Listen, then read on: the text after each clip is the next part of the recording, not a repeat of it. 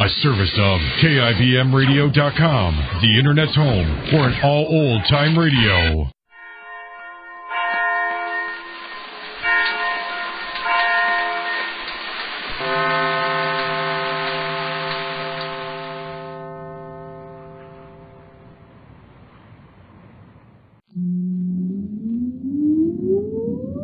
Countdown for blast off. X minus 5, 4, 3, 2, X minus 1, fire.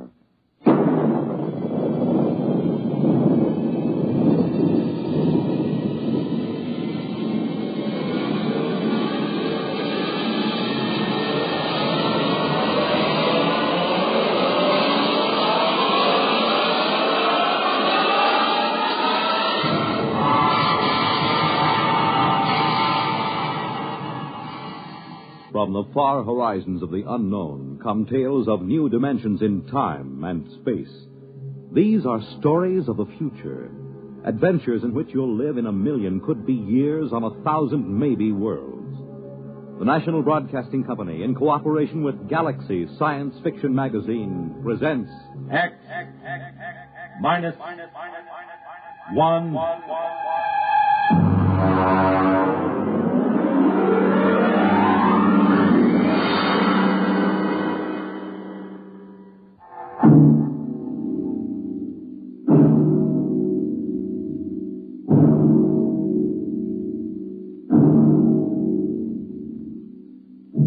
Can you predict the future? Can you tell what will come in 100 years? Or in 10? Or in the next minute? Tonight we present two ventures into the unknown. Two fantasies of the future, chosen from the works of one of our most brilliant young science fiction writers, Ray Bradbury. First, his story entitled, There Will Come Soft Rains.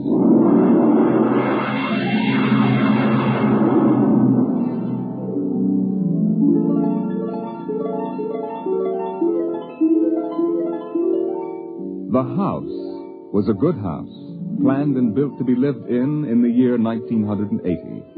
The real estate agent had told them all about it.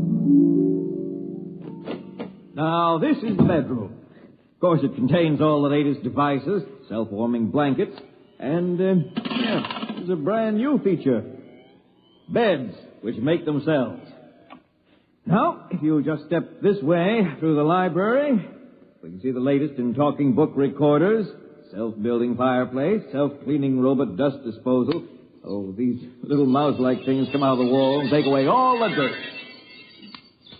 Now, over this way. As a complete robot kitchen, of course. Just set the menu for the week and the stove does the rest. Then there's the automatic hydroponic garden, self-sprinkling fire protection. See, the house is fully automatic. Why, you could go away for a year and it would run itself.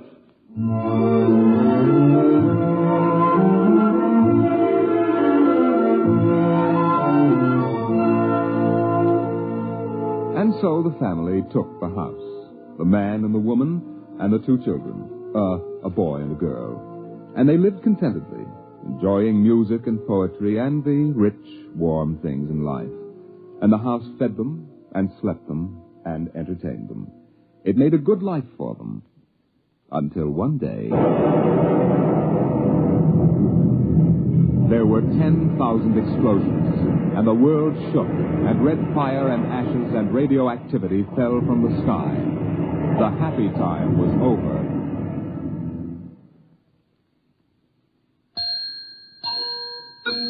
Tick-tock, 7 o'clock, time to rise, open your eyes.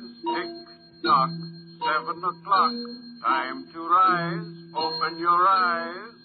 But the house lay empty. The clock talked to the empty morning.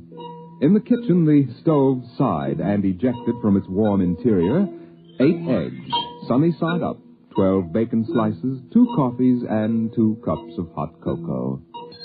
7-9, breakfast time, come and dine. 7-9. Today is April 28th, 1985. Today, remember, is Mr. Featherstone's birthday. Insurance, gas, atom heat, and electricity bills are due. In the walls, relays clicked, Memory tapes glided under electric eyes. Recorded voices moved beneath steel meters. 8-1, run, run, off to school, off to work, run, run, tick-tock, 8 o'clock, 8 o'clock. But no doors slammed. No carpets took the quick tread of rubber heels. At 8:30, the eggs began to shrivel. An aluminum wedge scraped them into the sink. 9:15, time to clean. 9:15, time to clean. Out of the wall, hundreds of tiny mechanical mice darted. The rooms were acrawl with small, cleaning animals, all rubber and metal. They sucked up the hidden dust and dirt and popped back into their burrows.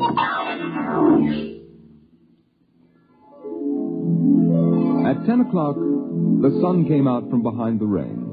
The house stood alone on a street where all the other houses were rubble and ashes. At night, the ruined town gave off a radioactive glow which could be seen for miles. At 10:15, the garden sprinkler filled the soft morning air with golden fountains. The water tinkled over the charred west side of the house, the side which had been facing the blast. It was blank, except in 5 places. One of the 5 places was a silhouette of a man mowing a lawn, just as he'd been the instant the radioactivity burned his image into the side of the house. Over there, a woman bent to pick flowers. Still further over, their images burned into the wood, where a small boy, hands flung into the air. Higher up, the image of a thrown ball, and opposite, a girl, her hands raised to catch a ball which never came down. 5 people. 5 spots of paint. On the front porch, the dog whined and shivered. The front door recognized the dog's voice and opened. The dog padded in wearily, thin to the bone, covered with sores. It ran to the kitchen and pawed the kitchen door wildly. Behind the door, the stove was making pancakes which filled the house with their odor, as prescribed by the automatic preset menu selector. The dog frothed, ran insanely, spun in a circle, biting its tail, and died. 1 o'clock, 1 o'clock. Delicately sensing decay, the regiments of mice hummed out of the walls, soft as blown leaves, their electric eyes glowing. 1:15. The dog was gone. 2:15. Bridge tables unfolded from the walls of the patio. Playing cards fluttered onto pads. Martinis appeared on an oaken bench. But the tables were silent, the cards untouched.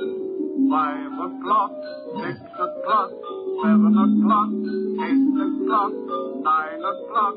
Dinner was made, ignored, flushed away. Dishes were washed. In the study, the tobacco stand produced a cigar with half an inch of gray ash upon it, smoking, waiting, waiting. The hearth fire bloomed out of nothing. 9 o'clock, 9 o'clock. The beds began to warm their hidden circuits, and the phonograph spoke from beside the fireplace. Mrs. McClelland, what poem would you like to hear this evening? Mr. McClelland? Since you express no preference, I shall select at random from among your favorites. Sarah Teasdale, There Will Come Soft Rains. There will come soft rains, and the smell of the ground, and swallows circling with their shimmering sound, and frogs in the pools singing at night, and wild plum trees in tremulous white. Robins will wear their feathery fire, whistling their whims on a low fence wire, and not one will know of war. Not one will care at last when it is done. Not one would mind, neither bird nor tree, if mankind perished utterly. And spring herself, when she woke at dawn, would scarcely know that we were gone.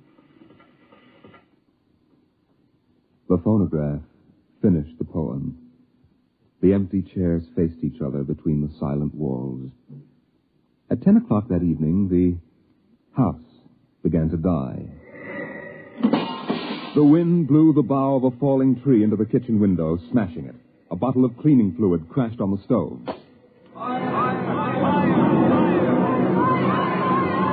Water pumps shot down from the ceiling. But the solvent spread onto the doors, making fire as it went. Other voices in other rooms taking up the alarm. The windows broke with the heat, and the wind blew in to help the fire. The fire crackled upstairs as paintings lay hungrily on the beds, devoured the rooms. The house began to shudder. The bared skeleton began to cringe in the heat. The wires revealed as if a surgeon had torn the skin off. Voices screamed in every room. Windows snapped open and shut like undecided mouths.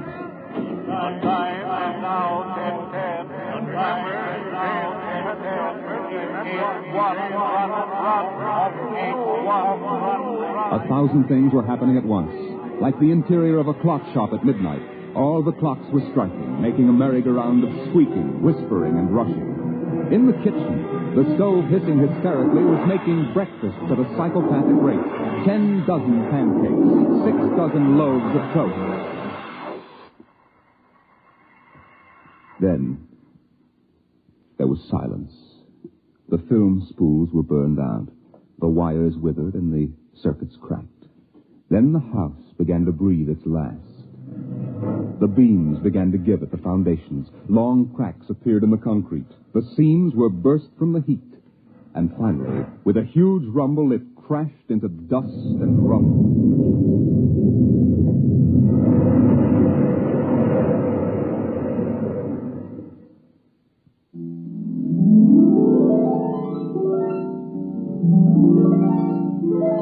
Dawn shone faintly in the east. In the ruins of the house, only one wall remained standing. And within the wall, even as the sun rose to shine upon the burning rubble, a voice spoke again and again and again. No one would mind, neither bird nor tree, if mankind perished utterly. And spring herself, when she woke at dawn, would scarcely know that we were gone. That we were gone. That we were gone. That we were gone. Today is April 29th, 1985. Today is April 29th, 1985.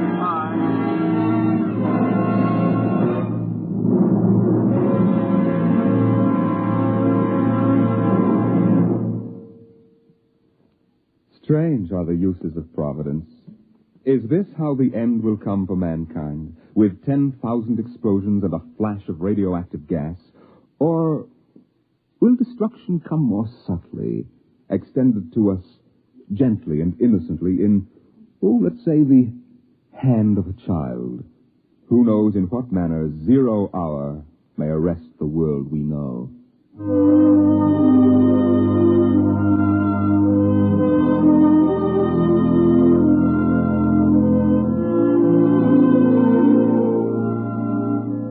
It was a perfect summer day in the year 1985. The streets were lined with green, peaceful trees. Businessmen sat in their quiet offices, taping their voices or watching televisors. Rockets hovered like darning needles in the blue sky. There was the universal quiet conceit and easiness of men accustomed to peace, quite certain that there would never be war or trouble again. There were no traitors among men, no unhappy ones, no disgruntled ones. The world was upon stable ground. Sunlight illumined the suburbs, and the town drowsed on a tide of warm, sunlit air. On the lawns, the children played, catapulting this way and that across the green grass, shouting at each other, holding hands, flying in circles, climbing trees and laughing. And in the homes, busy mothers prepared for the evening arrival of their husbands. Heavens, Mick, what's all the excitement? We're playing a game, Mommy. The most exciting game ever. What are you doing in that cabinet? I need some tools from Daddy's kit. Your father may not like... Oh, I'll take good care of them, Mom. I promise. Very well. Don't you lose anything. Oh, thank you, Mom. You want a glass of milk? Can't stop now, Mom. What's the name of the game, Mink? Invasion. Invasion. What will they think of next?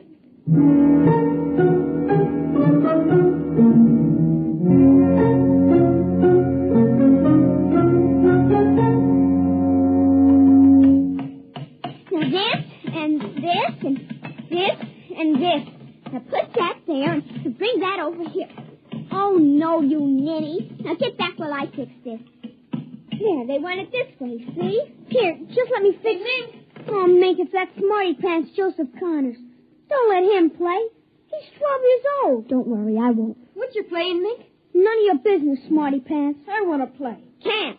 Why not? You're too old. Just 'cause you're only 8. No, you'd only laugh at us and spoil the invasion. Make him go away, Mink. Go away. This is my backyard. Who wants to play with you and your old fairies anyway? They aren't fairies.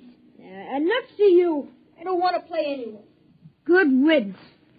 I'm glad you didn't let him play, Mink. He'd only laugh. Now, we better talk to Drill and get some more instructions, Art. Now, here's your pad and pencil. Where is Drill? Drill? Here, Drill. Drill? He's in the rose bush, I think. I'll talk to him myself, and you write it down in the pad. Okay. Drill? Okay. Drill wants you to write down triangle. What's a triangle? Never mind. Drill will tell us when he wants us to know. It helps the invasion. How do you spell it? Well, that's Drill. Drill, how do you make that? Here's your mother, looking out the window. Mink? Yes, Mother? Who are you talking to? The rose bush, Mom. Only it's not really a rose bush. That's Drill. Who's Drill? He's planning the invasion. Oh, I see. Well, you better come in and clean up for supper. Your daddy will be home soon. In just a second, Mom. You got that, Art? See, now what? 4, 9, 7, and A, and B, and X, and a fork, and some string, and a hexagonal droopy. Come on, Mink. Supper's in 10 minutes. Okay, Mom. Just a minute. I have to tell Drill. I wish we didn't have to eat, though. It holds up the invasion.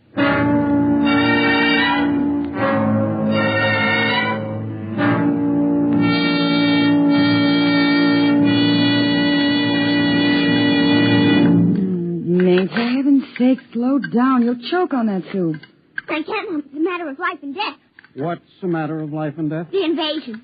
What invasion is that? Oh, just some silly game the children have been playing. Well, whatever it is, Mink, it'll wait until you've finished your supper, I'm sure. I don't want any more. You've barely touched anything. Oh, but Drill is waiting for me, Daddy. Drill? Who's Drill? He lives in a rose bush in our backyard. Imagination, Henry. Such nonsense. I'd better run now. You'll sit through dessert, young lady. Oh, gee, Daddy. And while you're at it, tell me more about this new game. It's Martians invading Earth, Daddy. What? Well, not exactly Martians, Daddy. They're from... Well, gee, I don't know. From up. And from inside that little head of yours. You're laughing at me. Drill said you would. You'll kill Drill and everybody. Oh, I didn't know you could kill a Martian. But it's not really a Martian, Mom. Maybe it's from Jupiter or Venus, even. Imagine. They couldn't figure out a way to attack the Earth. We are impregnable. Impregnable, dear. Well, that's the word Drill said. Well, anyway, that was the word, Mom, the same word. Anyway, so we're helping them. Now, who's helping who? So the kids are helping the Martians. Oh, fifth column, eh? Well, Drill says in order to make a good fight, you got to have a new way of surprising the people. That way you win. And he says also you got to have help from your enemy. Pretty slick, those Martians, using the kids for a fifth column, eh, Mary? And hiding under rose bushes, too, Henry. Don't forget that. Well, that's because grown-ups never look under rose bushes. Only kids. Oh, I see. Well, finish your fruit, darling. You can play for an hour afterward. Mary. Oh, it's so nice out, Henry. There's no school tomorrow. Very well. Till 8 o'clock. Drill says after the invasion, we can stay up as late as we want. No more bets, either. Oh, is that so? We can watch all the grown-up televisor shows. I don't wonder this invasion has caught on among the kids. Well, some of the kids are giving us trouble, like Dale Britz and Petey Jarrett. They're growing up, so they won't believe in the invasion. They make fun. Worse than parents, even. I hate them worst. We'll kill them first. I hope you're saving your father and me for last. But Drill says you're dangerous. What? But I think they'll let me keep you because I'm helping so much. I'll talk to Drill. Maybe we won't have to kill you. Mary, I think this nonsense has gone far enough. Can I go out now, please? Yeah, run along, dear. Don't worry, Dad. I won't let them hurt you. Mary, I think the child's taking this game entirely too seriously. Invasion. Ah, Henry, you know how Mink is. Besides, all children have their aggressions.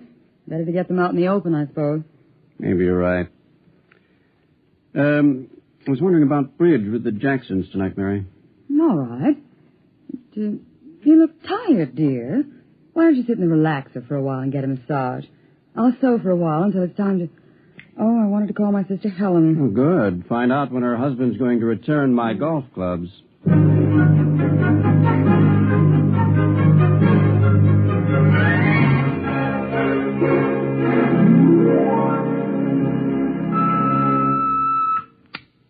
Televisor. Would you please connect me with Mrs. Helen Rogerson on Channel 7-2Z, Pittsburgh, Pennsylvania. What is your channel, please? 817X, New Rochelle, New York. Thank you. Just a moment. Go ahead. You can see your party now. Hello, Mary. How are things in New York? Fine, Helen. How are things in Pittsburgh? You look tired. Oh, I've been having a terrible time with the children. Sick? No, just underfoot. They've got a new game that's got me just about crazy. It's called Invasion. Did you say Invasion? That's right. Well, isn't that strange? My Mink is playing it, too. My boy Tim is all involved with some imaginary fellow named Drill who's running the invasion. Must be a new password. Mink likes him, too. How do you suppose these games start? My backyard looks like a scrap drive. They've got every conceivable kind of mechanical gadget arranged out there. I talked to Josephine Schiller in Boston, and she said her kids are wild about it, too. It's sweeping the country. Remember when it was the Roomba? Please, dear, I'm not that old. Mommy! Oh, please, Minky, I'm on the televisor. Come on, see your Aunt Helen. Hello, Ming. Hi, Aunt Helen. Look what I've got. What is it, honey? Look, it's a yo-yo. Look what I enrolled in. See? Well, Helen, look, it vanished. Where did it go? Into another dim... She means dimension. Aren't they the darndest thing? My Timmy brought one home, too. I can't figure out how they work. Make it reappear, honey. There. See, it's easy. Where'd you get it, dear? Jill gave it to me, Mom. Mink? Bye, Aunt Helen. Gotta run now. Mink, you come back here. I want to talk to you. Hey, Mom. 0 hour, 5 o'clock. Mink! Bye! Oh, I can't understand it. The child's never been so unruly. Helen, do you suppose that... What? Nothing. Just a wild thought that... Say, the reason I called, I want to get that black and white cake recipe, and Henry wants his golf clubs. I don't know what he'll do, but... What was that? I don't know. One of the children must have been hurt. I'll have to run and see. Call me back tonight, will you? All right, Mary. Bye. Mink, come here. Yes, Mom. What is it? Who screamed? Peggy Ann. All right, what happened? Well, she got scared and went home. Did you hit her? No, she just got scared. She's a scare baby anyway. We won't let her play anymore.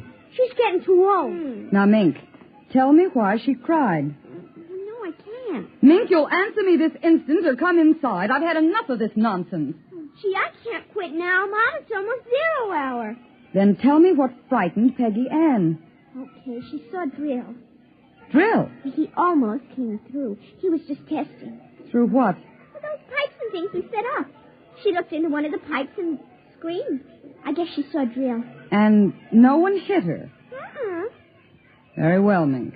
I'll call Peggy Ann's mother and see how she is. And I'll call you for your bath in half an hour. Your father and I want to go out tonight. You won't be able to go out, Mom. Why not? 0 hour is 5 o'clock, Mom.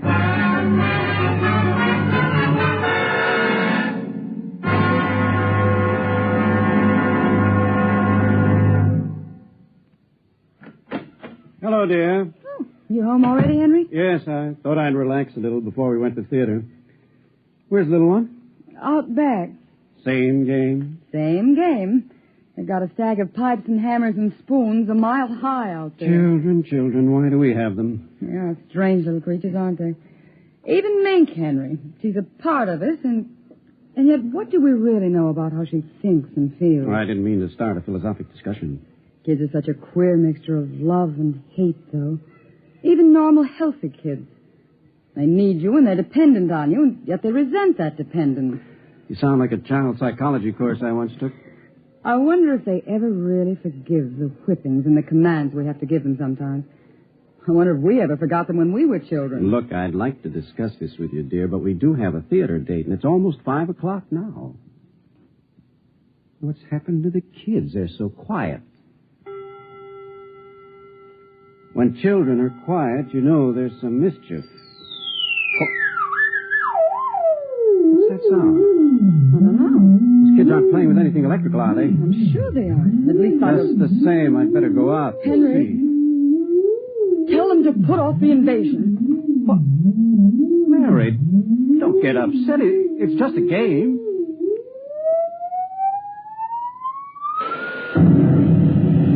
Good Lord, what's that? Look out the window, Mary. What is it?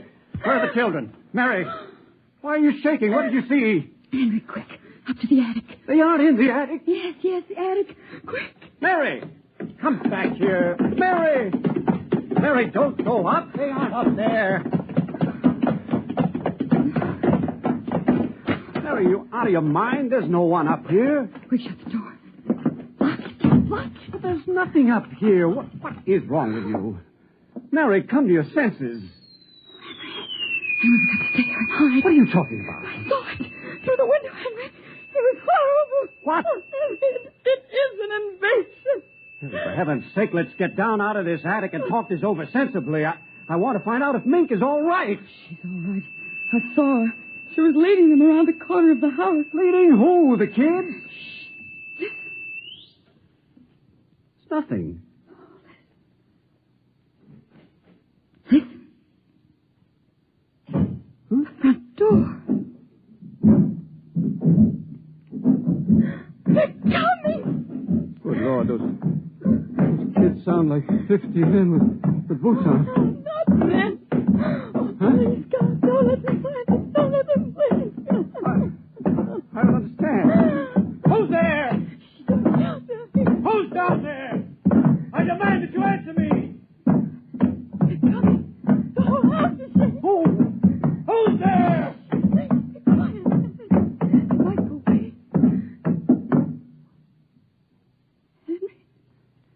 Henry. Mom? Dad? Are you in the attic? Henry, listen. It's Mink. Mink. We've got to save her. Henry, you don't understand. She's leading them. What? She's leading them. She's on their side. Oh, my God, forgive them. The children on their side? She told us, but we wouldn't believe her. Henry, they're coming out! Mom? Dad, we know you're in there.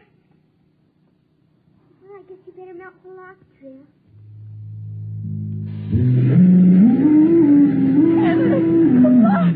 It's melting! The door! Oh, dear God! Mom? Dad?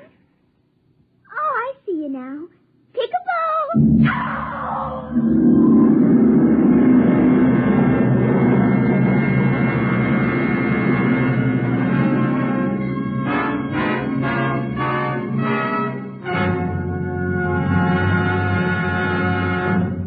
You have just heard X-1, presented by the National Broadcasting Company in cooperation with Galaxy Science Fiction Magazine. Your announcer, Fred Collins. X-1 was an NBC Radio Network production.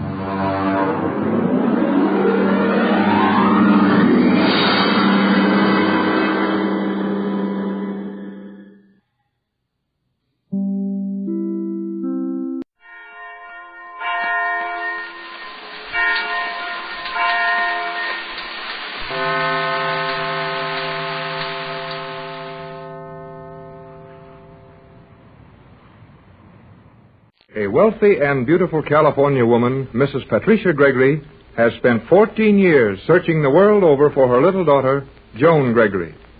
14 years ago, Mrs. Gregory, her husband, and baby daughter were shipwrecked in the South Pacific.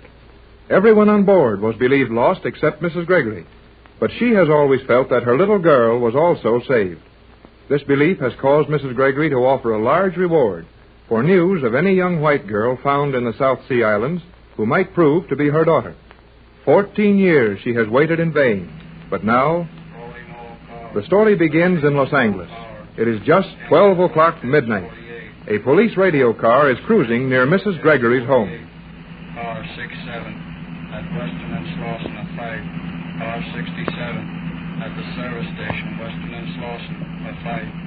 Car 14. That's us. Let's hear it then. Calling car 14. Car 14 in North Chester Place, near the Adams Street entrance. Investigate a prowler. North Chester Place near Adams. That is all. Cut him off. We'll have a look around.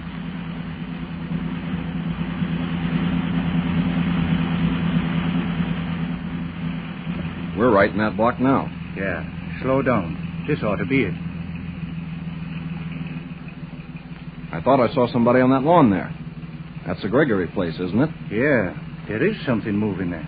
He's up the driveway, right behind him.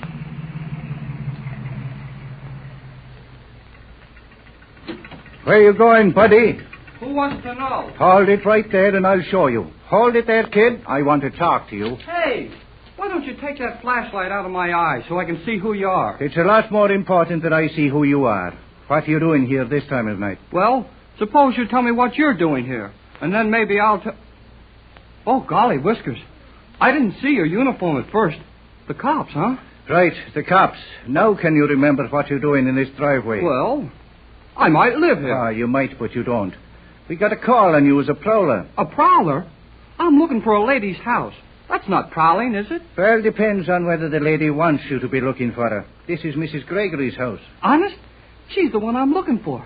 Much obliged. I'll go and see her. Hey, not so fast, buddy, not so fast. Do you know Mrs. Gregory? No. But I've got some news for her. I heard about her little girl being lost in the South Seas on a magic island. Oh. And I... So, her little girl's lost on a magic island, eh? And her mama don't know it, but you're going to tell her. Well, I'm Santa Claus, and I'm taking you to the North Pole with me. Come on. Hey, let go of my arm. Oh, you're going to the station house. Come on. No, I'm not. Help! Help! Oh, Mrs. Gregory! Will you shut up? Somebody help! Hey there, you! Hey, now you woke him up in the Gregory house. I hope I woke somebody's up the whole coming. block. Take it easy, son. Now, take it easy. Here, this is no place to stage a fight. Oh, well, we picked this kid up in your driveway on a prowler car. I'm not a prowler, honest. I've got to see Mrs. Gregory right away. Well, it isn't so easy to see Mrs. Gregory at midnight. What's your business here? The kid's having a pipe dream about Mrs. Gregory's little girl floating around Australia on a magic island. I'll see that he don't bother you anymore. Come on, son. Wait a minute. Hold it, officer. Did you say Mrs. Gregory's little girl? You bet he did. But nobody's going to get a chance to laugh at me again. I'll tell my story to Mrs. Gregory, or not at all. All right, officer. I'll be responsible for this boy. If he's not what he represents himself to be, I'll send for you again. My name's Bradford. I'm in charge of... Oh, that's all right, sir. I know you, Captain Bradford. Call us if you want anything else. And let us know how the kid's magic island comes out.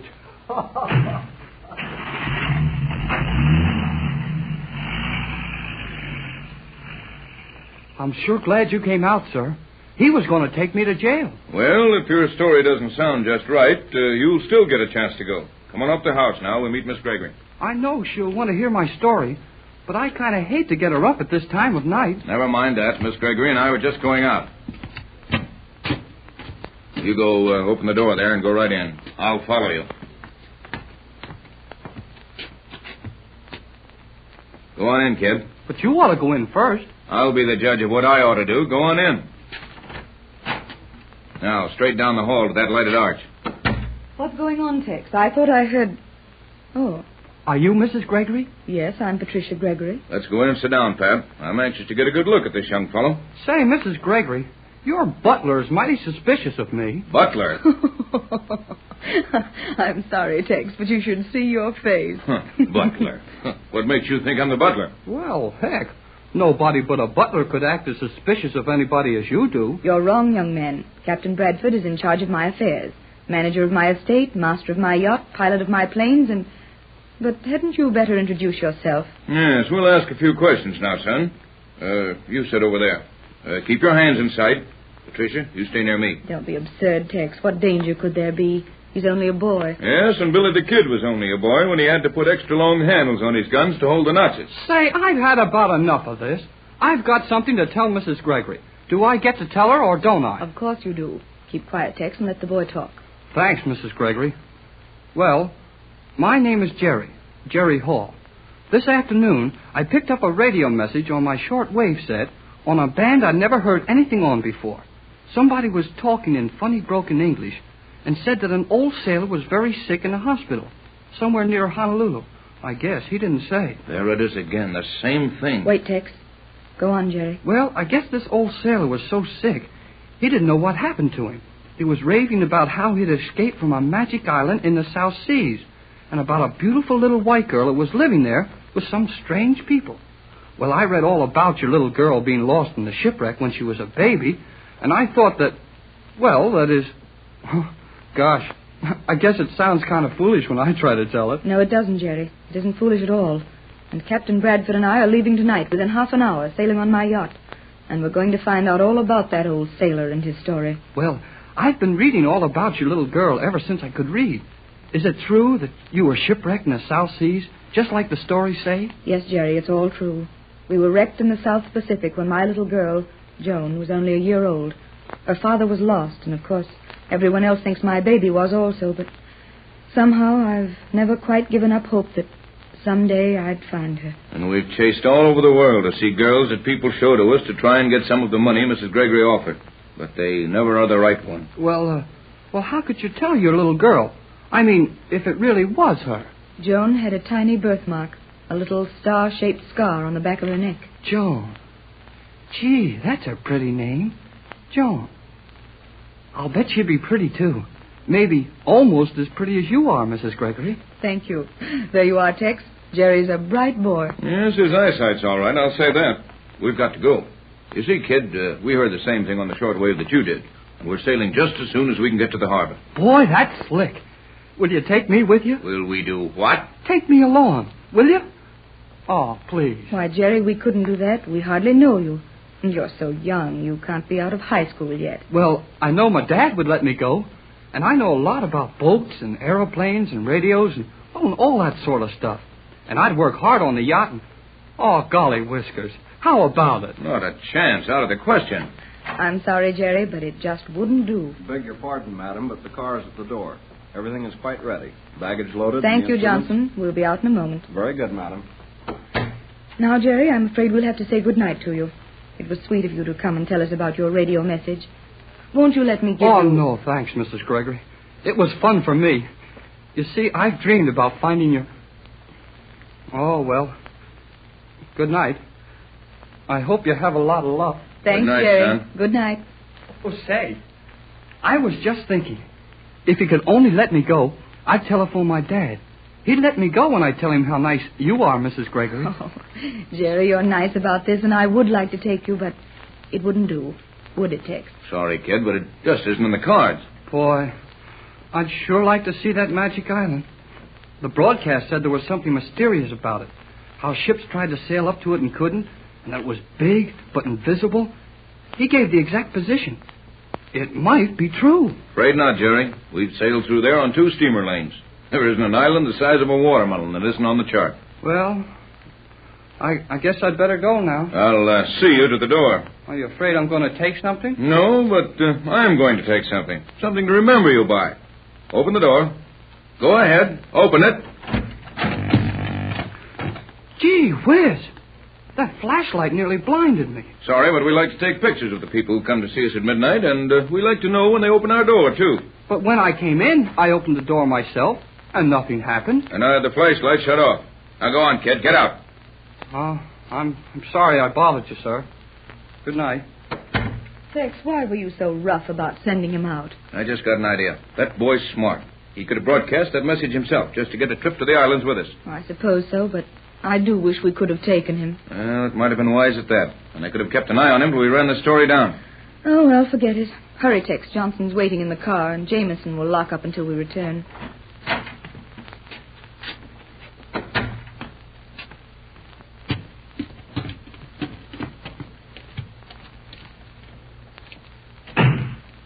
To the harbor, Johnson. And step on it.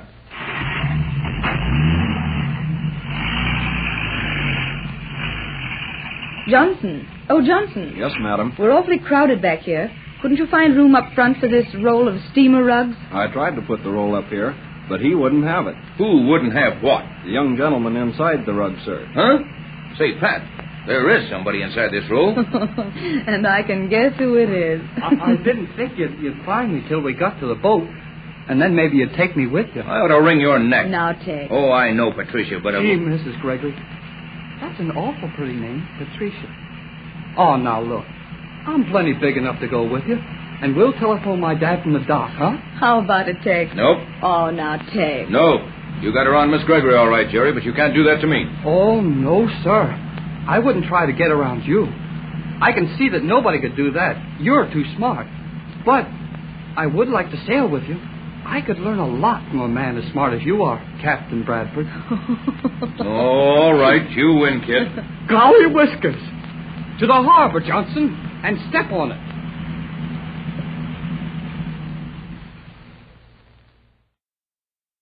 When Jerry Hall went to find Mrs. Gregory's house at 12 o'clock at night, he sure got himself into a lot of excitement, and possibly some trouble. A police radio car picked him up as a prowler. But finally, Jerry talked himself into the Gregory house and got a chance to tell his story to Mrs. Gregory and Captain Bradford. It's a wild story and one that few people would believe. But Mrs. Gregory and Tex Bradford are adventurers who live in a world where impossible stories come true. We find the three of them now on the afterdeck of Mrs. Gregory's magnificent yacht, the Joan Gregory. The yacht is well out of Los Angeles Harbor, and the lights of San Pedro are fading astern. It is 2 o'clock in the morning.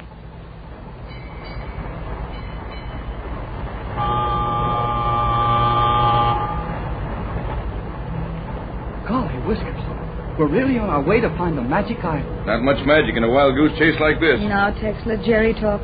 We've been disappointed on so many of these trips to search for Joan that it's nice to have someone with us whose belief is fresh and strong. Okay, Patricia. I don't want you to feel too badly if this tip doesn't amount to anything. But gee, Captain Bradford, there must be something to this. We both got the same radio message. Yeah, that's what's too good to be true about it, son. You're the most suspicious fella I ever met. Never mind, Jerry. The captain has all my interests to look after, and his suspicions are my protection. All right. I'm on the yacht with you anyway, and we're going to Honolulu, or wherever that message came from, and see the old sailor. Then we'll get all the story and know just where to go in the South Seas to find your little girl. It all sounds mighty easy the way you tell it, Jerry. There's a lot of water between here and the islands, and 14 years have been torn off the calendar since the shipwreck. You're right, Tex, and I suppose it's foolish of me to pay too much attention to this message, but I've never believed that Joan perished in that shipwreck, and I just can't give up trying to find her. I'll help you all I can, Mrs. Gregory. Golly, but this is a swell night, isn't it? Just look back there at the shoreline. All those lights getting smaller and smaller and sort of twinkling, like stars do just before they go out in the morning. It's beautiful, Jerry. The only thing I like better than sailing out of this harbor is sailing back into it again. Well, if you two can be spared from the poetry class for a few minutes, we'd better get to the radio cabin. I want Jerry to get acquainted with our set. Then we'll have to turn in. It's after 4 bells. Oh, boy. 2 o'clock in the morning. And time you were asleep, Jerry. Oh. Let's go in the cabin with Tex and see the radio, then we'll all turn in. Captain. Here comes the skipper. Pat, you take Jerry in the cabin. I'll check with the skipper and join you in a minute. Come right in, Jerry. I'll show you around. Boy, is this a radio cabin or is this a radio cabin? Everything shipshape, skipper? Aye. We don't know what our course is to be, but for the time being, we're chasing a radio message that probably came from somewhere in the Hawaiian Islands. So just hold the general course on the regular lane until I change it. Aye. We've a new hand aboard.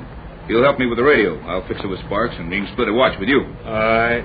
Better turn in now, skipper. You can take over after daylight, and I'll join you in the chart room for some skull practice on navigation to imaginary points. We've got to locate a magic island. Who? All of us. Nuts. Who? Everybody. Well, maybe you're right, skipper. But just the same, that's what we're looking for. Well, see you at breakfast. Will you join us in Mrs. Gregory's cabin? Aye. That's all, skipper. You can shove off. Aye. Magic Island nuts. I don't blame the skipper much at that. Well, I see you've got the set warmed up, Jerry. How do you like it? Gee, Tex. Captain Bradford, it's a darb. Darb, huh? It's all right, Tex. Jerry says darb is the highest praise he can find for anything. So you think it'll do, kid? Do? Gosh. I bet it'll get anything in the world. It's all set to go now. Can I try it? Go ahead. And while you're enjoying yourself, you might as well be working. I'll see that you stand a regular watch here if you can handle that set right. That way I won't have to relieve Sparks and can take it easy. Why not let Jerry call Johnson and make our report? What I had in mind. Work on 3 meters, son. Ask for J12C. That's Johnson, our radio operator and chauffeur in Los Angeles. Sign yourself as Jerry on J24Y. That's this yacht. You can get this set down to 1.5 meters, can't you? Yes, and we can work in that wavelength on our Los Angeles set, too, Jerry. That's how we heard the message about the dying old sailor in his magic island with a little white girl on it. That's where I got it at home, too.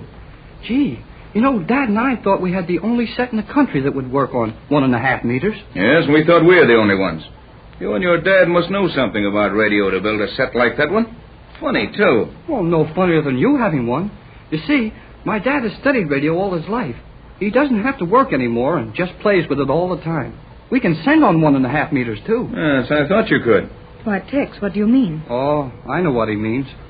He thinks I sent that message just to get you to sail for the South Seas so I could get the trip with you. Well? Oh, Jerry, you wouldn't do a thing like that, would you?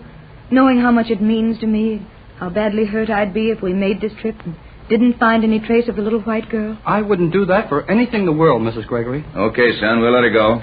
For now. To the Gregory Gee whiz. There he is again. What's the matter, kid? 1.5 meters. To the Gregory Land Station, Los Angeles. To J12C, Los Angeles. Now he's... Quiet. Calling J12C. Relay this message to Yacht Joan Gregory. Stand by for message. Cannot raise yacht. Relay this to them. He doesn't know we can get him on the yacht. Quiet. To the Gregory Yacht. You will not find the old sailor in Hawaiian Islands. Set your course south. Further directions later. Old sailor delirious, probably dying. Keeps repeating position of island.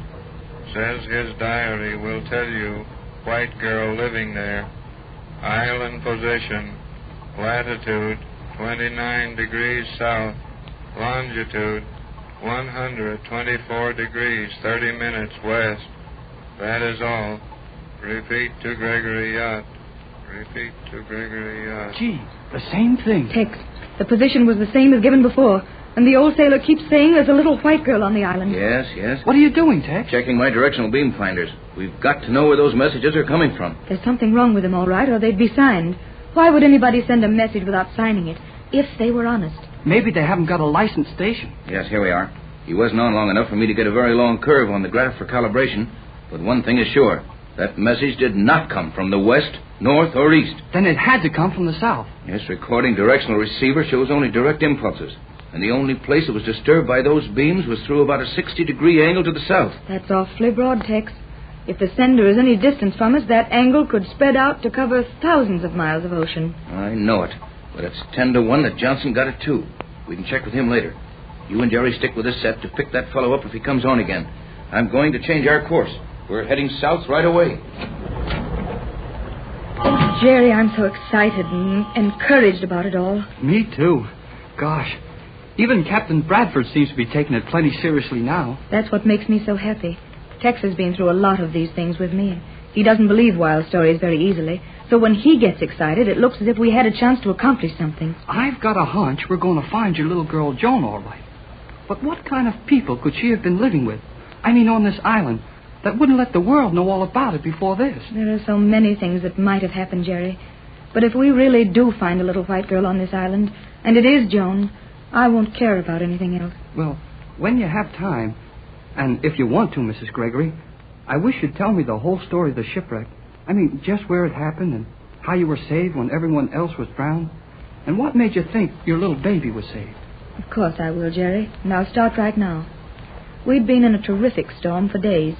The yacht we had then was very much like this one, except that it was named after me, the Patricia Gregory. Oh, and this one is named for your little girl, the Joan Gregory, isn't it? Yes. Well, we were making dangerously heavy weather of it, along the 30th parallel, when all at once... Say, wait a minute. The 30th parallel. This radio message. The 29 degrees south. That's near the 30th parallel, all right. Why, Jerry, so it is. I didn't think of it just that way before. There's only about 69 miles between the parallels at that latitude. How about the longitude? This message said 124 degrees and 30 minutes west. That would be about right, too. J12C to J24Y. J12C to J24Y. Is that Johnson? Yes, Jerry, acknowledge him.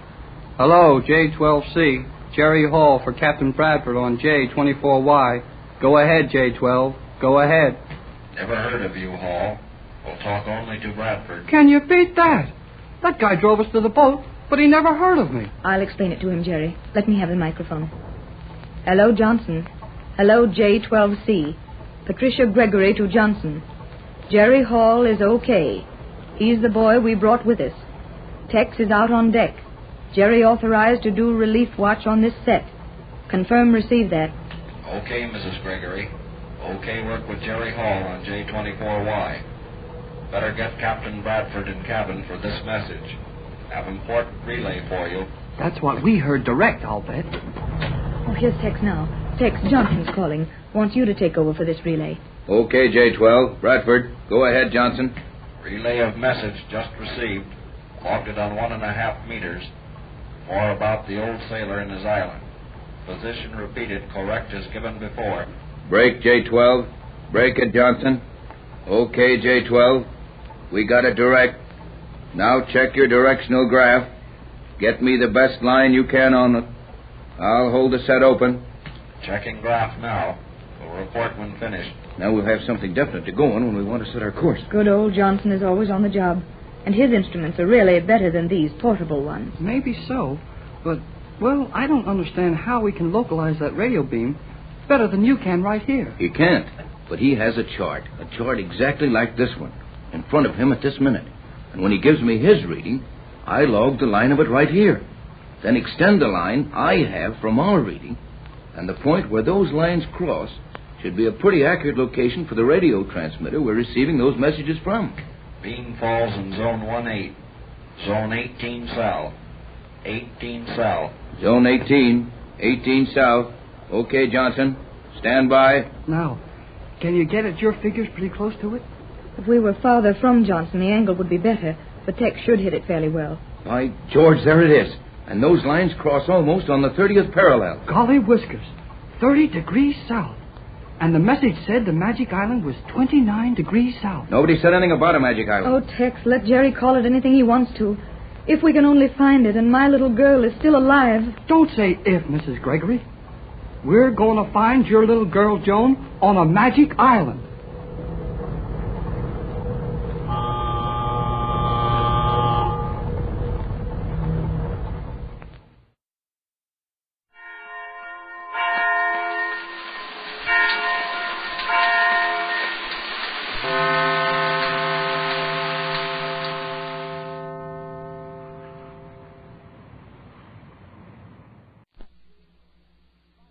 Exploring tomorrow.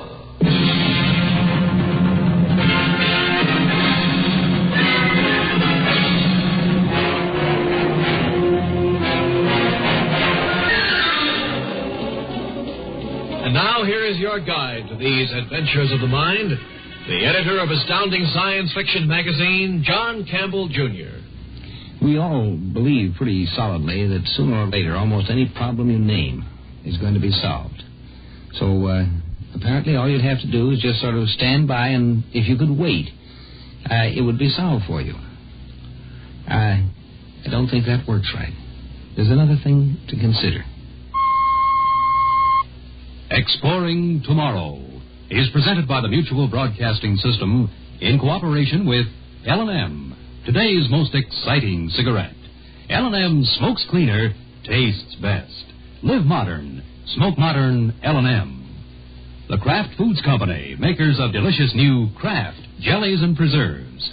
And Cape Coral, a beautiful waterfront wonderland on the western coast of Florida. In a moment, John Campbell returns with the story of Time Heals. If you're like most couples, you want the retirement years to be as rewarding as any in your lives.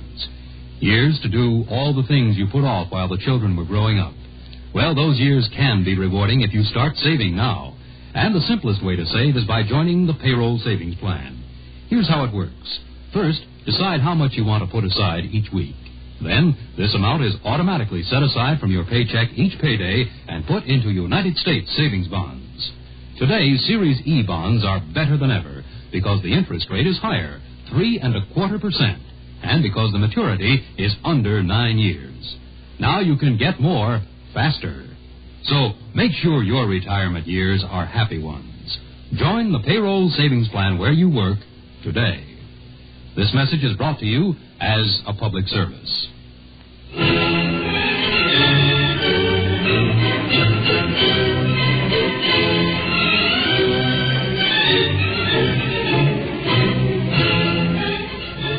Animals have trouble when it's cold.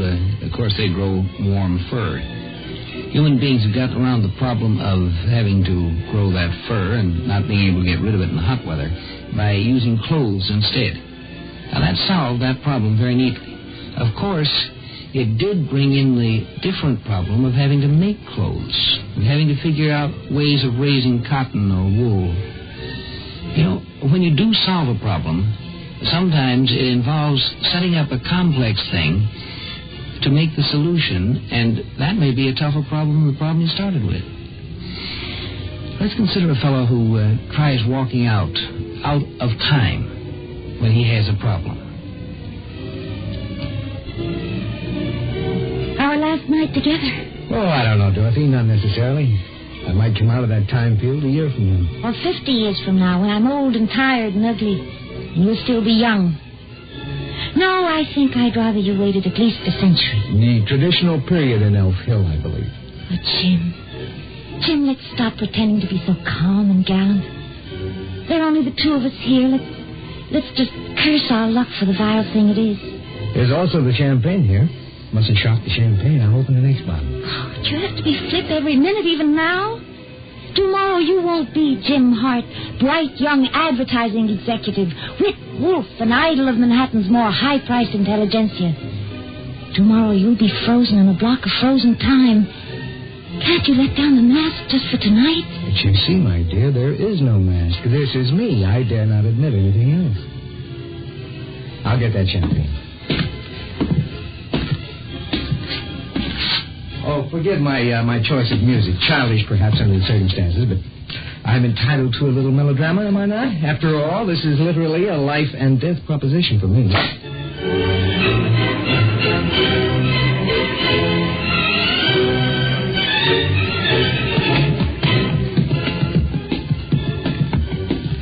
The crypt is right at the end of this corridor, Mr. Hart.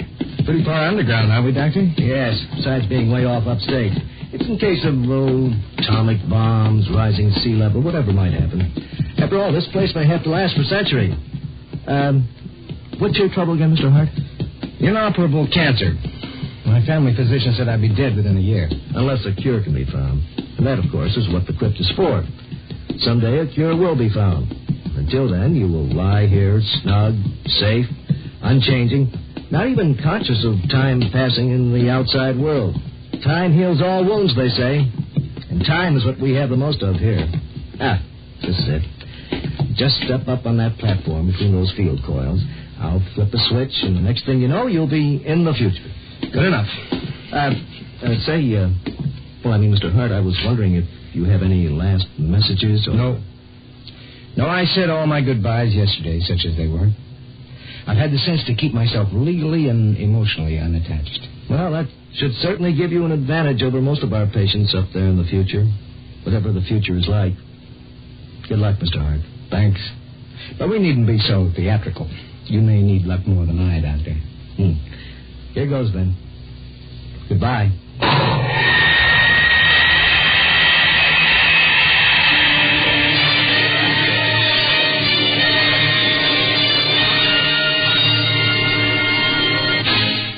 Exploring Tomorrow continues in just a moment. Hello, everybody. This is Bill Stern, and I'd like to tell you about a tropical paradise where living is so easy that I intend to settle down and stay there for the rest of my life. The name of my dream city is Cape Coral on the unspoiled western coast of Florida. Just picture 2,000 acres of high, dry pine and palmland honeycombed with 50 miles of navigable waterways just teeming with fish they write books about. Boating and fishing facilities, private country club and yacht anchorage, a planned 18-hole golf course, tennis courts, and many other luxuries.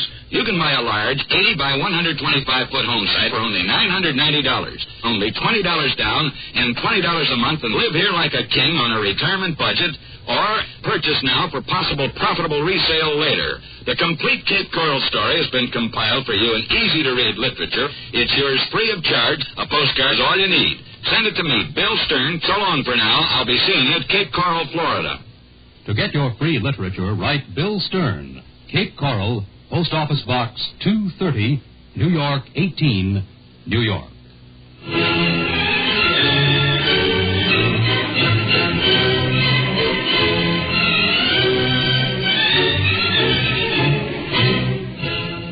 It's certainly a reasonable proposition if a man can just step outside of time and wait. Sooner or later, they're going to develop methods to handle the problems that are facing him at the time. They will develop cures. The advance of civilization is sure to lead to a cure of the particular problem man has. That's a simple proposition, isn't it? All right, no. Do can don't step. I reckon. What? But it's gone. The doctor. Do understand me? The crypt. It's changed. Half empty. Crumbled plaster. Old. And those two men down by the controls, what? Why, they look half Oriental. They're wearing kilts. Future. What year is this? Oh, Almeric Walworth. Yeah. What year is this? What year is this? Todd Hart. You are Todd James Hart, are you not? It so says on the record. Yes, I'm James Hart. And you? I am called Hallam Rostam Dougal. My kitman here, he is called Walter Rostam Chang. We both belong to the Rostam kith. Do you understand? No, I don't. Be calm. It are a shock, I know. Here, lean on my arm. I never expected so suddenly. What year is it? 2837. What? 900 years. Yes.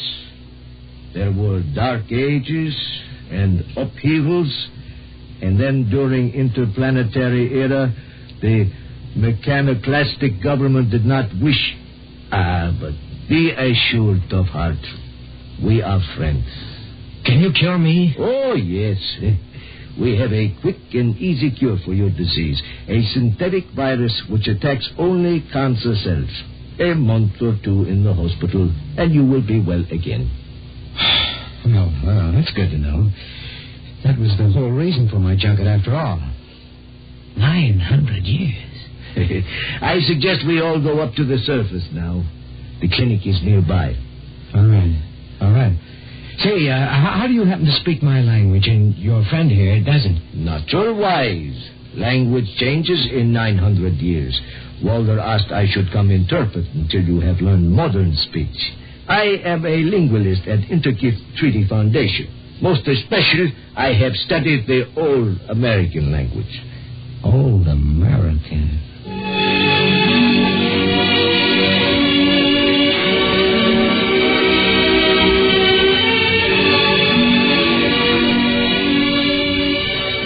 Good morning, Tough Heart.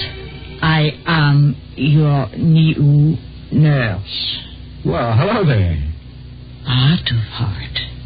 I didn't know that you'd already learned the present-day language. Oh, I've had several weeks with nothing else to do. Sheer desperation drove me to study it. You must relax to get well. You know, good sir. Oh, sure.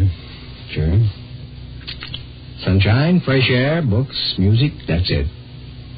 That's all I've seen. You don't even show television programs. It was decided by the Philosophic Treaty 100 years ago that the unity of the family and hence the kith was impaired by external entertainment. I've heard that sort of thing a million times. I'm sick of it. I can't even get a smoke in this dump. Smoke? Tobacco, nicotine. Puff, puff, puff, puff, puff. Oh. A chemipotent aerosol. No, I'm afraid, sir, that the biotech machine has not prescribed it for your case. Oh, never mind. Well, at least you're a new face around here and a remarkably, pretty one. What's your name? I can't see that that's relevant, sir. Of course it is. My public name is Sarah Olaf Brunner. Well, don't be so stiff and formal. Come over here. Sit down. I won't bite. Not very hard, anyway. You're convalescing fast, I see. Oh, sure. I'm practically a new man. Emphasis on man. Girl like you reminds me of that acutely. I'm afraid I don't understand. Your usage is semantically empty. Boy. Look, darling. Look, I want to get better acquainted, that's all. I'm lonesome. I shall consult the psychotechnic files, and if there's anyone registered with a compatible individuality, I will ask him to come discuss with you. Discuss with me? Well, thanks. That'll be just great.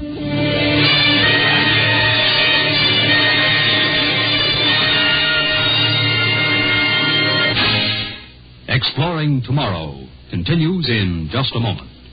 This, my friends, is the modern sound in music. Swing turned into bop, and bop turned into progressive jazz. Like into that live modern flavor. Live modern with the big red L&M. L&M. Best taste and smoke you'll ever find. Made from the Southland's finest cigarette tobaccos. And you get that full, rich flavor coming at you through the miracle tip. Pure white inside, pure white outside. The patented filter. The patent number on every pack guarantees a more effective filter on today's L&M. L&M smokes cleaner. Tastes best. Light into that L&M flavor. You're really living when you do.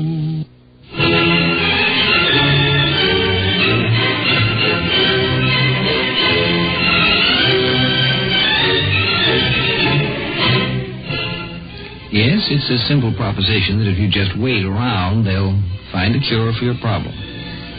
The trouble with the proposition is that it's a little too simple. The other half of the proposition is they'll find other things, too. They'll find other problems to work on. And they won't be interested in the type of problems you've been used to. Ah, Tobe Hart. It is a pleasure to see you well again. Please honor me by accepting a seat. Well, thanks, but you wouldn't have anything I could really sit on, would you? I mean, I can't get used to this hard, low-legged stuff you call furniture nowadays. Oh, my apologies, sir.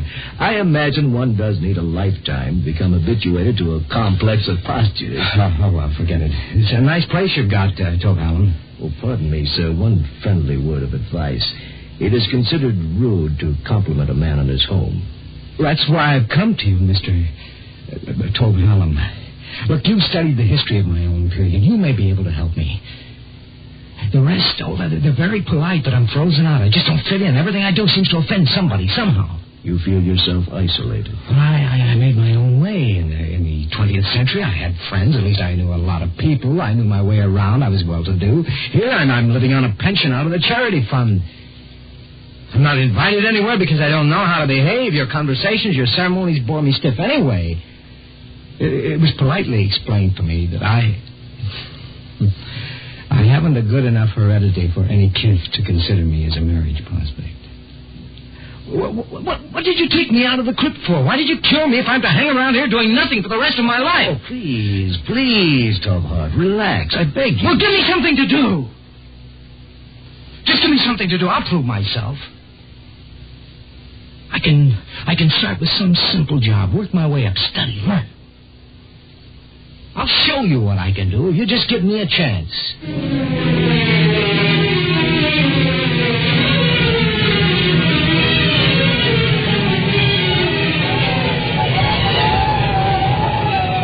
From the weather station.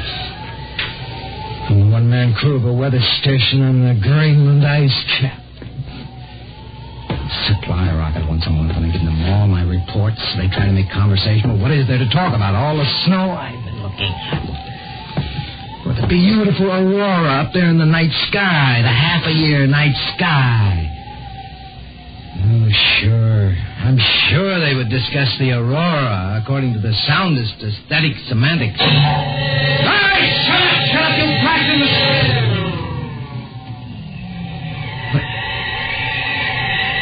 They're dead. They stopped. Can you hear me? How much do all the machines in this place do anyway? much do they know? I'm one little man among 1,000 machines. How can I tell what they're thinking in those steel-brained cases? All I can do is copy numbers off their dials onto a printed form. Well, why isn't there a machine to do that, too? Why am I here at all? Charity, sure, make work. Where's the bottle? At least they have the decency to leave me some bottles. Here, I know I left it. Well, why quit anyhow? Here's a snug home, ample food, books, plenty to read, plenty to drink. Man, I got it made. There's even a pretty good 10-ounce acreage somewhere. It's me. 10-ounce. Only no green leaves will ever spring out of me. I'll sing it in German. Sure. Dead language. English is a dead language, too. I'm a dead language. Well, that's the way the civilization crumbles. Drink up, Dorothy. Here's to us.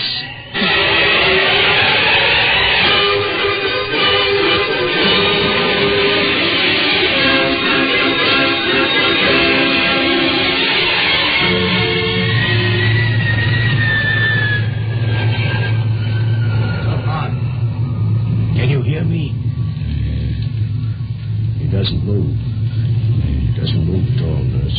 Leave him in his seat, please. It isn't far to go now, is it? No, we'll land at the foot in another half an hour. But what could be wrong with him, nurse? Obviously some mental breakdown. Nobody seems to know just what. I think it's called a catatonic state. I don't know. He's insane, at least. The biotech at the Greenland station asked me to bring him back since I knew him best. This sort of thing isn't understood anymore. For better than a century, we've had a well-adjusted civilization. People simply don't go insane. At least not in this rather horrible fashion. And so no one has any idea how to treat it. Exactly. Oh, we could try various chemicals and whatever else occurred to us. But we would be working blindly with a grave risk of damaging his brain beyond repair. So we are putting him back in the crypt. Yes. The next cycle of civilization. 1,000 years from now, 10,000, 100,000 years. They will know how to cure James' heart. But will he feel any more at home with them than with us? Less, I should think. So he may break down again. So badly that even they can't cure him at that time. Then they will have to put him back in the crypt. God help him. God help us all.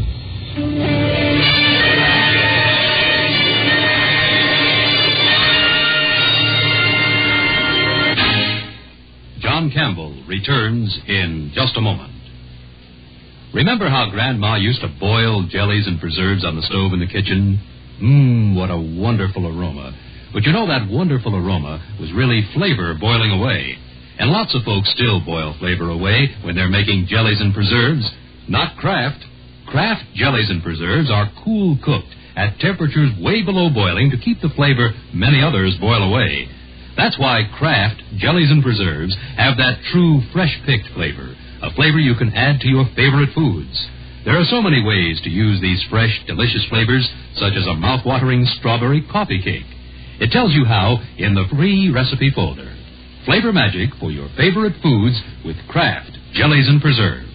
Just write to Kraft Jellies and Preserves, Box 5310, Chicago 77, Illinois. Box 5310, Chicago 77. Do it now before you forget. And be sure to get Kraft Jellies and Preserves. Exploring Tomorrow was presented by the Mutual Broadcasting System in cooperation with L&M, today's most exciting cigarette. L&M smokes cleaner, tastes best. Live modern. Smoke modern. L&M.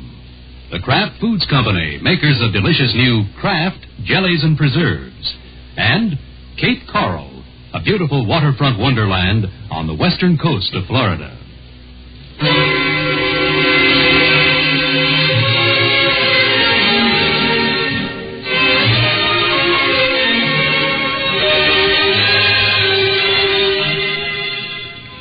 Yes, as time goes by, things do change, but the fundamental things apply.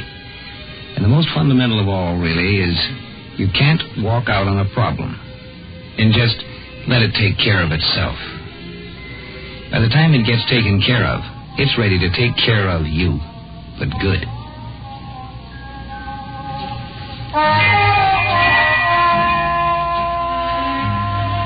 Join us each Wednesday and Friday night for a fascinating adventure in Exploring Tomorrow. Heard in our cast tonight were Lawson Zerbe, Connie Lembeck, and Sam Gray. Script was by Paul Anderson. Produced and directed by Sanford Marshall here in New York.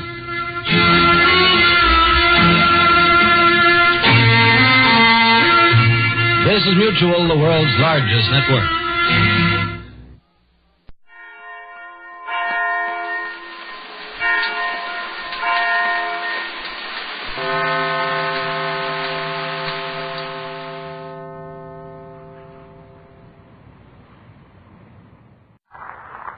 Presenting the transcription feature, Superman.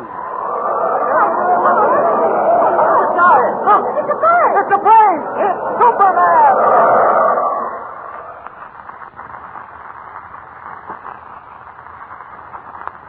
And now, Superman, strange visitor from the planet Krypton, who has come to Earth with physical powers far beyond those of mortal men, and who fights a never-ending battle against crime and oppression, disguised as Clark Kent, mild-mannered reporter for a great metropolitan paper. When Kent captured the mystery girl, Chicky Lorimer, with a fortune in stolen jewelry she had taken from the Yellow Mask, he realized it was an opportunity to lure the mask into a trap that would place him behind bars for life. With the cooperation of the police commissioner, the story went out that the jewels had not been recovered, and that Chicky Lorimer refused to tell where they were hidden. Certain the mask would attempt to get Chicky Lorimer out of the city prison where it was reported she was being held. Kent arranged for his paper's star girl reporter, Lois Lane, to take her place. Sure enough, the masked henchman freed Lois from her cell at gunpoint, sped away in a car with Kent and young Jimmy Olsen trailing them. As our story continues today, Kent's car is approaching a drawbridge. The green go-ahead signal is on, but unknown to either Kent or Jimmy, the masked hired desperados have tied up the bridge watchman, opened the draw, and left the green light burning. Listen. Hadn't you better slow down going over the bridge, Mr. Kent? We can't afford to slow down, Jimmy. They're about a mile ahead of us now. We don't want to lose them. Just you sit tight. This car holds the road. Are you sure that green light means we can go ahead, that the drawbridge is closed? That's right. When it's red, the drawbridge is open. Say, is this the kind of a bridge that breaks in the middle and swings up on both sides to let boats through? No, the whole bridge doesn't swing up. Just about 15 feet on either side. Oh. Now, hold on. We're almost to it. Boy, listen to those tires, huh? Yeah, they should. We're doing 65. Mr. Kent, look! The bridge is open! Oh, I can't hold her. She's skidding. We're going for the wall, Mr. Kent!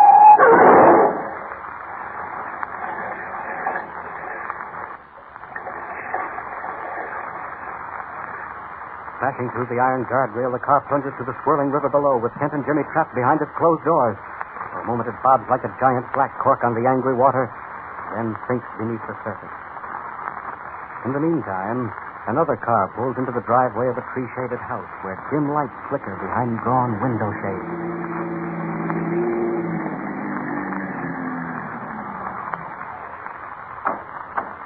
Okay, sister. Last stop. Get out. You still don't believe me, do you? How many times do I have to tell you I'm not Chicky Lorimer? Ah, stow it, sister. Stow it. Come on. Come on. Up them steps. Hey, stick with the car, Joe. I'll be out as soon as I collect. Okay. You're gonna look like an awful dope bringing in the wrong girl. Ah, listen. Don't make me laugh, sister. I got chapped lips. What did you do when you stopped at that drawbridge? Oh, I just opened up the drawer in case he was being tailed. Hey, why don't someone answer here? Who is it? Me, Chief. Lefty. I got the dame. Open up. Come in. Quickly. All right. Go ahead, sister. Well, here she is, Chief. Just like I promised. You fool. What's the matter? This isn't the girl. I told him, but he wouldn't listen. Hey, now, wait a minute. I'm getting played for a sucker. Didn't you say you wanted Chicky Lorimer? Well, that's her. I am not. My name's Helen Taylor. Oh, now, don't listen to her, Chief. She's been pulling that line all the way out. Shut up. She just said... This isn't the girl I want. Well, that ain't my fault. You asked for Chicky Lorimer, and you got Chicky Lorimer. Maybe I can explain this mix-up. Who asked you? Let her talk, Lefty. How can you explain it? I was in the same cell with the girl you want, Chicky Lorimer. They nabbed me for shoplifting. I guess the guard made a mistake when he came for Lorimer. Took me instead. Told this half-wit I wasn't the girl he wanted, but he wouldn't listen. Who's a half-wit? Now, keep quiet, Lefty. You've done enough bungling. Well, what about my grand? We'll attend to that later. So, young lady, you were in Chicky Lorimer's cell. Did you discuss anything with her? Who wants to know? I do. You the yellow mask? What made you ask that? Chicky gave me a message for the yellow mask. In case I got out before she did. A message? What kind of a message? Well, personal. Wait outside, Lefty. All right, I don't know what it's all about. Now, Miss... Taylor. Helen Taylor. Now, Miss Taylor, what was the message? Are you the yellow mask? Yes, I am. It's about the jewels. Yes? Chicky said to tell you she was sorry she pulled that trick on her when she took the jewels. Yes, but where are they? I'm coming to that, Jimmy. You can't. She said the cops didn't get the jewels. I know that, but where are they? Where did she hide them? The suitcase is hidden under a bush in the field near the Parkway Tower. She described it to me so I could show you how to find it. Excellent. We'll leave at once and pick it up. And I shall see to it that you're rewarded handsomely, Miss Taylor. No, that's all right. Say, have you got a phone here? I'd like to call my sister and tell her I'm out of jail. A phone? Certainly. In the room at the head of the stairs. Over there. Go right ahead. I'll wait for you here. Thanks. Only take me a minute.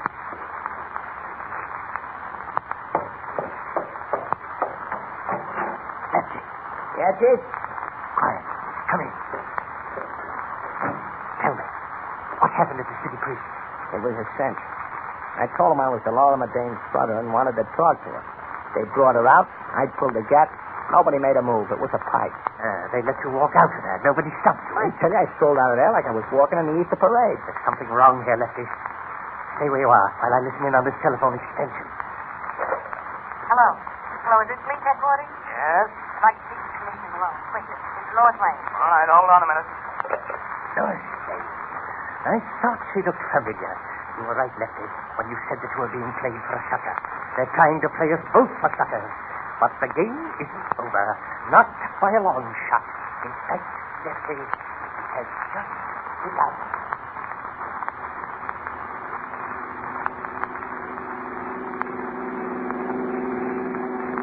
We were lucky to get another car to drive back in, Jimmy. The one that fell in the river wasn't much good. I still don't know how we got out of it alive, Mr. Kent.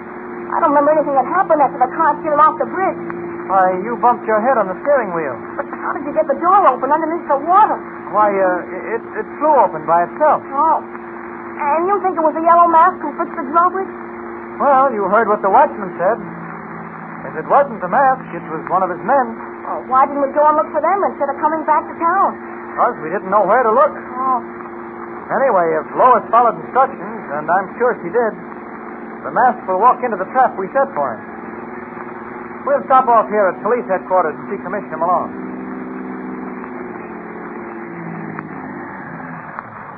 There we are. All right, come on, Jimmy. All right. Isn't that the commissioner coming out? Huh? What? Yes, you're right. Commissioner Malone. Kent. Oh, what are you doing here? I thought you followed Miss Lane and those men. Well, we did, Commissioner, until they stopped us by leaving a drawbridge open. Jimmy and I came close to having a serious accident. You can tell me about it later. Miss Lane called. I don't know how she managed to get to a phone, but she did. We're on our way to the Parkway Tower field right now. Is everything all right? So she said. Evidently, the mask fell for her story. Good. He's going to the field to pick up the suitcase full of jewels? Yep. She'll be with him. It's working out just as we planned it. All right, Jimmy and I'll follow you, Commissioner. No, you come along with me. Plenty of room in my car. But, Kent. Yes? Don't you think the boy would be better off remaining behind? You me? Oh, if you don't leave me out of it now. No, he'll be all right, Commissioner. I suppose so. I've planted 50 men around the field. Good. Well, let's get going. Kent, if this little scheme of yours works, we'll have the mask dead to rights with the goods. Step on it, Parker. When you're near the field, dim your light.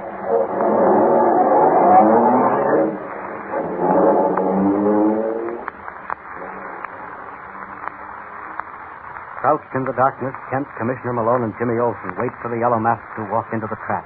A trap baited with an empty suitcase. While hidden in the tall grass surrounding the field are 50 trained men of the homicide squad, on the alert, guns drawn, ready to close in on the most dangerous criminal at large. As the minutes go by, Kent and the police commissioner converse in hushed whispers. He should have been here by now, Kent. The planes would have been leaving at once. It would take less than an hour. He'll show up. Keep your eye on the road, Jimmy. If you see a car stop, let me know. Okay, Mr. Kent. Hey, Lois didn't tell you where she was calling from, did she, Commissioner? No. She seemed to be in. I'm in a hurry. I must say I admire her courage. What can you tell me? The yellow mask stops at nothing. Absolutely nothing. He's half mad, drunk with lust for power. Mr. Kent, I hear a car. That's a plane. See it in the east? You can just make out its wing lights. Probably a transport coming into the airfield. No, it hasn't enough plane spread for a transport. Keep your eyes on the road, Jimmy. Oh, I forgot. That plane is coming in for a landing. Looks like a private shot.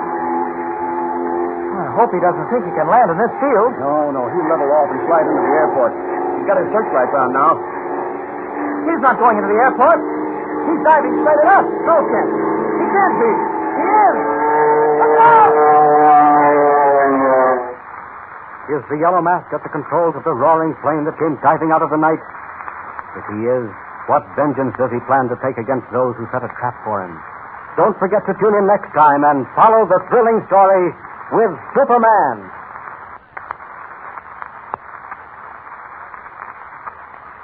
And remember, tune in the next thrilling installment of the transcription feature, Superman. Up in the sky. Look! It's a plane! It's Superman!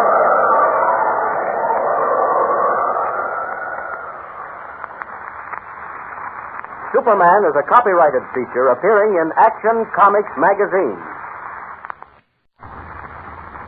Presenting the transcription feature, Superman! Up the sky! Look! It's a plane! It's a plane! It's Superman!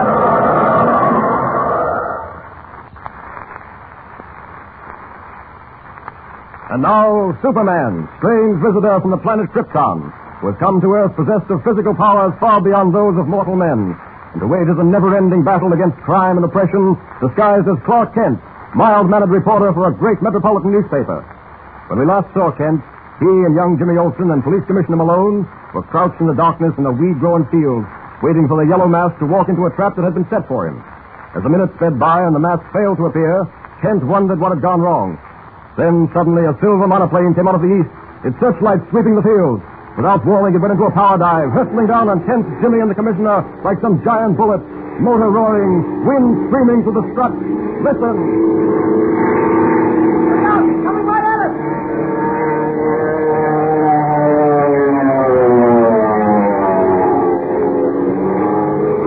Oh, missed us by inches. You all right, Jimmy? Yeah, I'm all right. Wow, that was close. Yeah. I thought he'd pull out of it, but he did. Well, it may not have been his fault, Kent. He probably mistook this field for the airport. I wonder, Commissioner. You don't land a plane by power diving it with a throttle wide open. Which way did he go? I think he circled and went back where he came from. Oh, aren't those his wing lights off there in the east? Something's wrong here, Commissioner. That plane didn't power dive on us accidentally. Mr. Kent. Mr. Kent. What is it, Jimmy? Look what I found. What? An envelope tied to a monkey wrench. Well, let me see it. Yeah. Here's a flashlight. Good heavens, Kent. It's addressed to you. You think it came from the airplane? We'll find out soon enough. What? It's a letter. Hold the light steady, Commissioner. All right. I thought so. What is it? It's a note from the Yellow Mask. Listen to this. My dear Mr. Kent, your very clever plan to lure me into a trap has gone askew. Miss Lane has told me everything. She talked, Kent. Well, if she did talk, they forced her to. What else does it say? Let's see. Under the circumstances, I can no longer afford to dally with you. You have had evidence of what I can do. What does he mean, Kent? The Dyerville flood. He almost wiped out a whole city. Wait, there's more. I will give you until dawn to return the jewels. You can communicate with me by broadcasting a message over the police radio. I will have my receiver tuned to that wavelength. He certainly is brazen. There's still more. Yes? This is the procedure to be followed. You will send a messenger with the jewels to the crossroads 1 mile beyond the Harley River Bridge. He is to leave the jewels there and depart at once. He's got everything figured out, hasn't he? Well, he's crazy if he thinks he can bluff us that way. No, don't you worry, Commissioner. We're not giving in so fast. Here, listen to the end of the letter. Go ahead, Kent. Unless my instructions are followed and unless I hear from you by dawn, you know what the consequences will be. Signed, the Yellow Mask. What does he mean by that? Well, he might do anything. He's desperate. Oh, no, Kent. But we can't strike any bargains with a criminal. And I certainly won't permit the jewels to be returned to him. Oh, you're quite right, Commissioner. We have 5 hours until dawn. A lot can be done in 5 hours. I'll send out a 3-state alarm. Every law enforcement officer within 100 miles of here will be looking for the mask.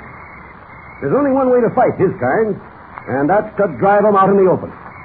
Have that abandoned skyscraper, the Parkway Tower, searched, Commissioner. The Mask has been using it as his headquarters. You might find a lead to where he is now. Okay. Sullivan, McDermott. Coming, sir, coming. Send a detail to search the Parkway Tower building. Yes, sir. Pick up anything you can find and bring it to headquarters. Right, sir. Have the rest of your men report back to Lieutenant Healy. Yes, sir. Hey, Mr. Kent, where do you think Lois Lane is? I don't know, Jimmy. She can take care of herself. Well, come on. Let's get back to the Commissioner's car. We've got to work fast.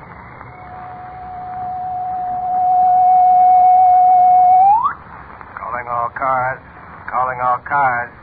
Tri-State Emergency Alarm 4327. Wanted. Man known as the Yellow Mask. Age about 45. Weight 160, 160. Height 5 feet 6. Last seen vicinity Parkway Tower building. Reported once. I will repeat. Tri-State Emergency Alarm 4327. Wanted. Man known as the Yellow Mask.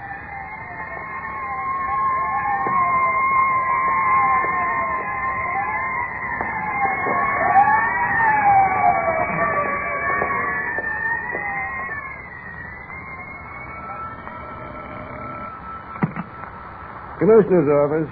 Yeah. All right. Bring him in. Let's get another one, Kent. What does that make, 10? No, 11. I've been counting them. You should be asleep, Jimmy. Hey, now with all this going on. Get in here. Get in here. I ain't done nothing. What do you want with me? I ain't done nothing. Well, Kent? No, he's not the Yellow Mask. Take him away, Kelly. Okay, Chief. Take it easy, Tom. Take it easy. And it's 4 o'clock, Kent. Only 2 hours to go. Squad cars have covered every inch of the city.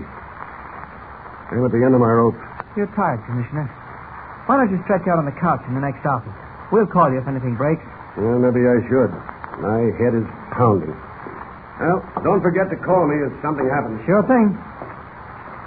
You're worried, Mr. Kent, aren't you? Huh? I say you're worried, aren't you? Frankly, Jimmy, I am. I should have heard from Lois by this time. Well, maybe she can't call. Maybe there isn't a phone. Yeah, maybe. You know, Mr. Kent, I often wonder why there have to be people like the Yellow Mask in the world. Why can't everyone be honest and decent? Well, most everyone is, Jimmy. There are just a few people who think they can get away with being dishonest, but they can't. Sooner or later, the law catches up with them. Here, I'll take it. Hello? No, Commissioner Malone is resting. Can I take the message? This is Clark Kent. Yes? I see. Thank you. Good news, Mr. Kent? No, Jimmy, no news. Oh, how much more time have we? Max said if he didn't hear from us by dawn, something would happen. Jimmy, we started this, and we've got to finish it. We'll have to take a desperate chance. What do you mean? Unless we discover where the mask is hiding out, we're up against a blank wall. We could sit here until doomsday without accomplishing anything. Yeah, that's right. And the only possible way to track him down, the only way I can think of, is to do as he says. You mean return the jewels? Leave them at the crossroads like he said in the message? Yes. We've got to find out about Lois, and we've got to lay our hands on the mask. Well, Commissioner Malone let you take the jewels. Well, we don't need the jewels, Jimmy. We can fill a suitcase with stones and leave it at the crossroads. But what will happen when the Yellow Mask discovers it's just stones? Well, he won't have time for that. You see, we'll be hiding in the woods near the crossroads. When the mask, or whoever he sends to pick up the suitcase, arrives on the scene, we'll hop on him. Well, how does it sound? Okay, if he falls for it. Well, there's no harm trying. We'll broadcast a message to the mask over the police radio, just as he instructed us to do. And then we'll drive to the crossroads, leave the suitcase, drive off down the road, and then sneak back on foot through the woods. We'd better take plenty of cops along. Oh, no, that would spoil it. Fewer the better. In fact, I was thinking of tackling it alone. And leave me out? Nothing doing. I'm going along. I want to see the mask captured. And I guess we'd better include Commissioner Malone. Well, you wake him up and tell him what we're planning while I arrange for the broadcast of the mask. I'll meet you in the hall. Take it snappy.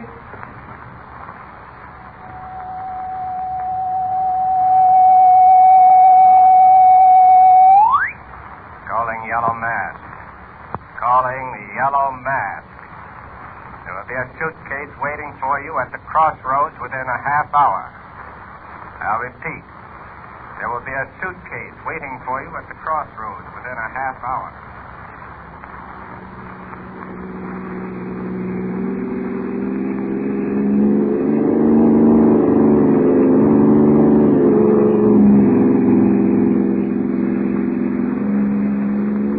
We'll be at the crossroads in a few minutes. You two had better duck down while I plant the suitcase. Someone may be watching. I don't like this business, Kent. You should have let me bring some men along. Don't you worry, Commissioner. If they show up, we can handle them. You all right, Jimmy? Oh, sure. We almost there? Yes, it's right up ahead.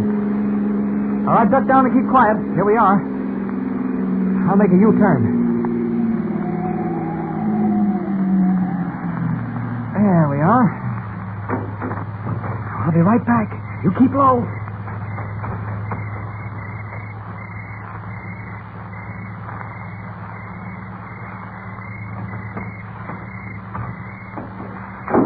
Okay, it's all set.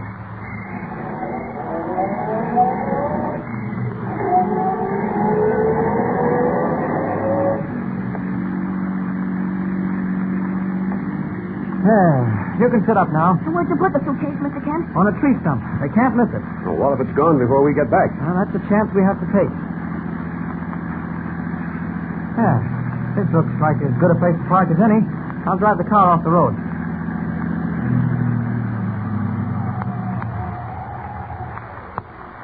Now that'll do it.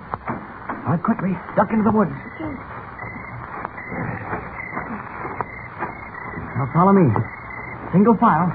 Make as little noise as possible. If anyone had told me I'd be doing this at 4 o'clock in the morning, I'd have called them crazy. It may not be so crazy, Commissioner. What if we catch the Yellow Mask? Wait.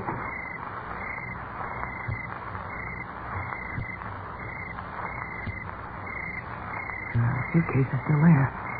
See it sitting on that stump? Yeah, I see it. All right, Commissioner. Now, you and Jimmy crouch down here. I'll move up a little bit so we can see them no matter what direction they come from. Here. What? Your revolver. Revolver? I know. Well, you should have one. You're taking your life in your hands. I'll be all right. Watch the road. If they're coming, they should be along any minute now. Here. Maybe we'd better all stick together. No. No, Commissioner. We can see more spread out. Be careful now. I won't be far away. Will the yellow mask fall for the bait? And if he does, will Clark Kent tackle him as Superman and run the risk of revealing himself to Jimmy and Commissioner Malone? Don't forget to tune in next time and follow the thrill-packed story with Superman. And remember, tune in the next thrilling installment of the transcription feature, Superman. Up in the sky, look! It's a plane! It's Superman!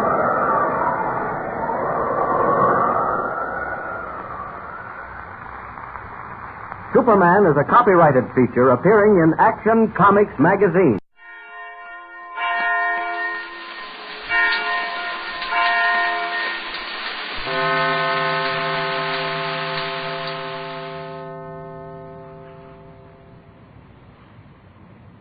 Kellogg's Pep, the build-up wheat cereal, invites you to rocket into the future with Tom Corbett, Space Cadet. Stand by to raise ship. Blast off -5, 4, 3, 2, 1, 0. Roaring rockets blast off to distant planets and far-flung stars. We take you to the age of the conquest of space with Tom Corbett, Space Cadet.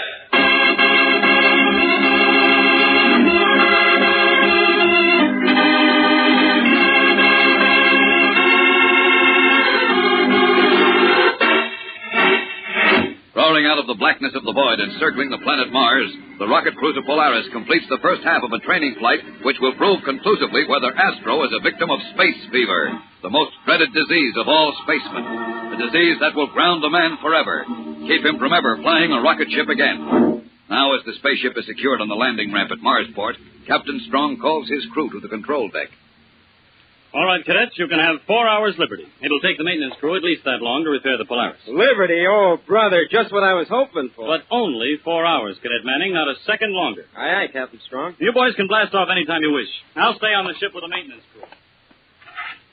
4 hours, that's a lifetime. Here's where the Martian dolls get a break. How do I look, Tom? Repulsive, as usual. I like you, too, Junior. See you later. Hey, Manning, you mind if I come with you? Sure, Harvey. You can watch the master operate. Okay. So long, Tom. I'll be seeing you. So long, Harvey. You know, Astro, that Harvey isn't a bad guy at all. He was right on the ball when the fire broke out. Yeah, sure. A real hot shot. Well, don't take it out on him, Astro. He had nothing to do with replacing you in the unit. Say, have you any plans for this liberty? Why, Tom? Has Captain Strong told you to keep an eye on me? Say, what's eating you? You're acting like a spoiled kid. I'm on your side, Astro, remember? Thanks. But if you don't mind, I'll work things out in my own way. And I don't need any help from you, nursemaid.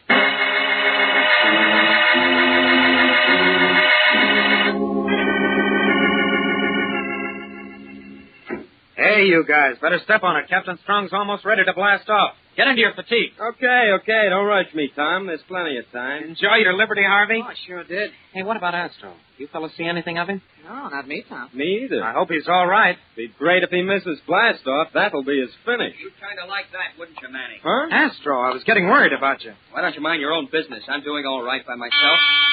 Attention all hands. The repairs to the Polaris are completed. We raise ship in 5 minutes. Take your stations. Jupiter, I better hurry. Astro, you better get into your fatigue. You haven't got much time. That can wait. I'm going up to the control deck. There are a few things I want to straighten out with Captain Strong. Huh. I wonder what he's up to now. I don't know. But that 4-hour liberty didn't seem to help his disposition any.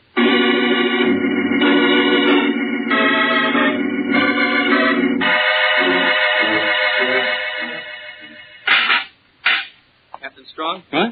Oh, Astro. What are you doing here? You'd better get topside. We raise ship in 5 minutes. And I'm still a passenger. I'm afraid so, Astro. But I came through the last trip without any trouble. Why can't I join the crew now? Sorry. Your test period isn't over yet. How long is this test period? Forever? Now, listen, Astro. I'm getting a little tired of your belligerent attitude. When I think you're ready for duty, I'll let you know. Now, will you please stop bothering me? Very well, sir. Then I guess this is as good a time as any to let you know. As soon as we get back to Earth, I'm resigning from Space Academy.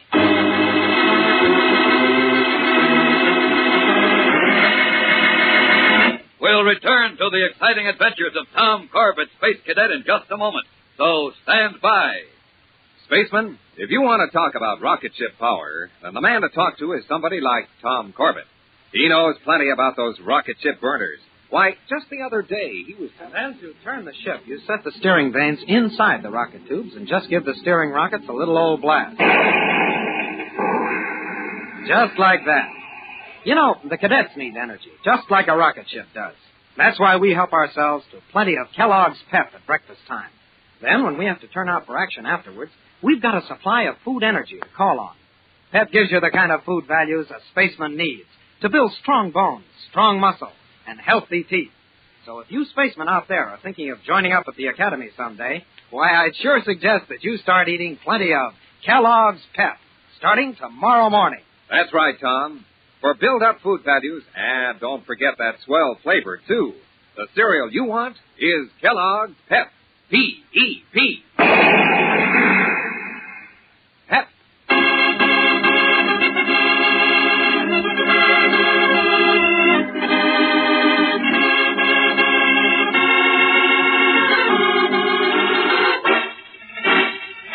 Returning to the Polaris after 4 hours' liberty on the planet Mars, Astro has made an important decision.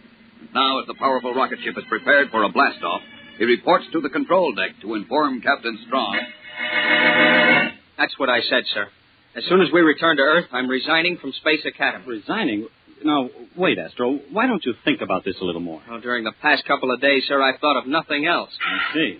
We're ready to blast off, sir. Cadet Harvey's standing by on the power deck. I'll have the radar bridge warmed up and 2 shakes of the SpaceBug's antenna, sir. Oh, very well, cadets, but before you take your stations, I think I'd better tell you that your shipmate, Astro, intends to resign from the Academy. Astro, you're kidding. This is nothing to kid about, Tom. Wow, now I've heard everything. Mr. Space Academy himself, the guy who waved the flag at me every time I opened my mouth about the Academy. Now he's quitting. That's enough, Manning.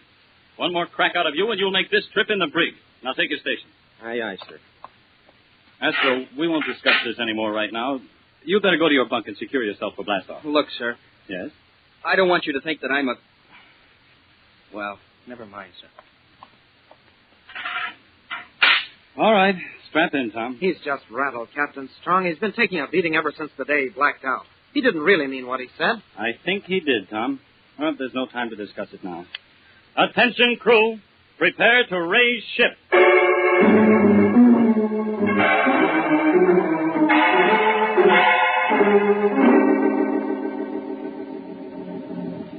Power deck, check in. Full report. Power deck, aye. Rocket head temperature's normal. Holding standard space speed. Radar bridge, check in. Radar bridge, aye. Have cleared Mars orbit, level 3. Just in time, sir. There's quite a storm down there. Are we on orbit to Earth? Dead on, sir. Very well. You come down and relieve Corbett at the controls. Me? This is still a training flight, Manning. Get down here. Aye, aye, sir. Now, Tom. Sir? You take over on the radar bridge. You can use the astrogation experience. Glad of the chance, sir. I'll go below and see how Harvey handles himself. Tom, if Astro leaves his bunk, send him down to me, will you? Are you going to talk to him, sir? I'll try my best. See you later. Okay, Junior, you're relieved. Let a real space pilot take over. Okay, hotshot. I'm handling the radar bridge. Radar bridge? How about going to see your pal, Astro? You can hold his hand. Why don't you lay off him, Roger? Do you have to needle him every time you see him? What's the matter? Can he take it? He's taken enough, and too much from you. All right, go on. Blast off. You just keep your jets plugged. Yeah. Everybody's getting so blasted sensitive around here. Hey, Manning, where's Captain Strong? Why, Mr. Astro, isn't your cabin comfortable? What are you doing here? Maybe you'd like the royal suite. I asked you where Captain Strong is. He went below. You must have just missed him. Thanks. What do you want him for, anyway? To cry on his shoulder? I'll write you a letter. Yeah? You know how to spell the word quitter? Well, you crummy little spaceworm. Careful, Astro. You're liable to black out again. But this time, it won't be from space fever. I'll give you space fever, you... Astro, Manning, break it up. Break it up, I said. Sorry, sir. I started. I don't care who started it. I won't tolerate fighting on my ship. Manning, I'm logging you for this. And as for you, Astro, if you don't take that chip off your shoulder, you'll be confined to quarters for the rest of the trip. Yes, sir. Now, pick up that intercom, Manning. Yes, sir. Control deck, go ahead. Roger, this is Tom. I've been taking readings of the sun with the infrared octant. And something funny is happening out there. I found a sunspot that must be at least 300,000 miles in diameter. 300,000 miles? You're space happy, Tom. Maybe I am. I'm not the astrogator you are, but my figures aren't that far off. Not only that, but the spot seems to be growing bigger all the time. You'd better get up there and check that, Manning. Okay, sir, but Corbett must be seeing spots in front of his eyes. I hope so, because if he's right, we're running into serious trouble.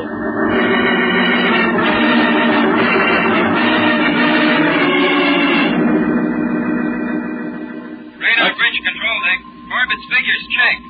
Also, I've just received communication from Space Academy that the sunspot is sending shockwaves through the solar system. We're in for a space storm.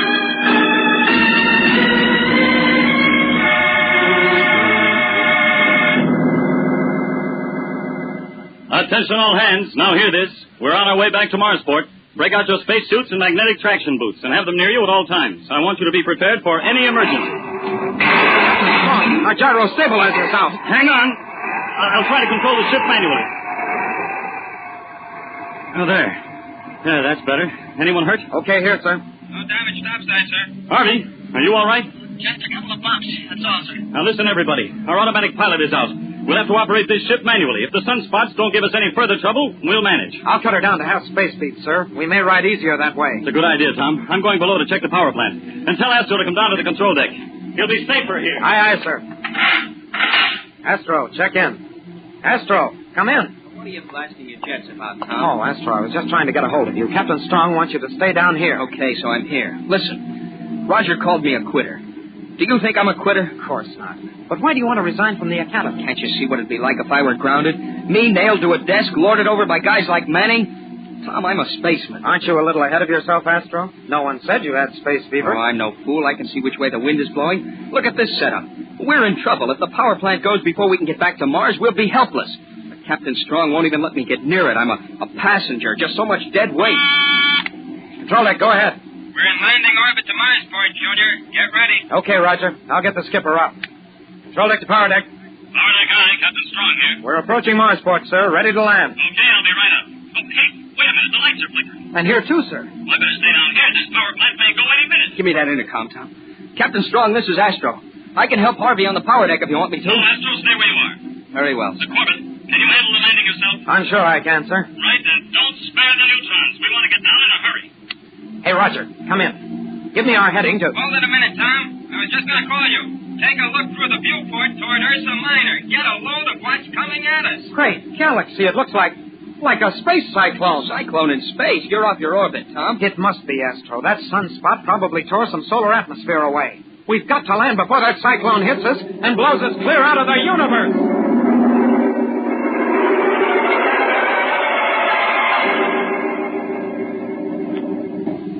Attention, crew. I'm firing those rockets to start our descent, and I'm not braking the ship until we get to 10,000 feet.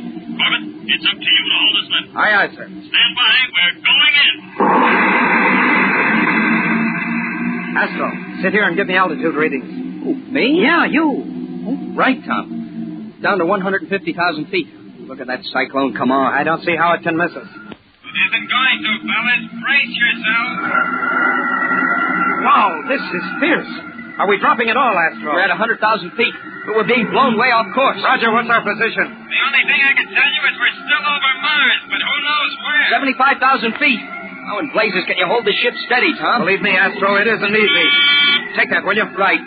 Control deck aye. Hello, Corbett. Well, this is Astro, sir. Astro, what are you doing there? Tom needed help, sir. Oh, well, all right. Tell him our power is going fast. Just pray it'll last until we land. If our power goes and we can't fire our braking rockets... Got it, sir. We'll keep our fingers crossed. 20,000 feet. Hang on, Astro. Captain Strong, prepare to blast braking rockets. 15,000 feet. 14. 13. 12. 11. Blast braking rockets full. Braking rockets full. Start praying, boys. I don't know where we're landing, sir. We can't see a thing. It's too late to worry about that. Just hope we land right side up and on some solid ground. Down to 1,000 feet. We aren't slowing up enough. Attention all stations. Brace for crash landing. Brace for crash landing.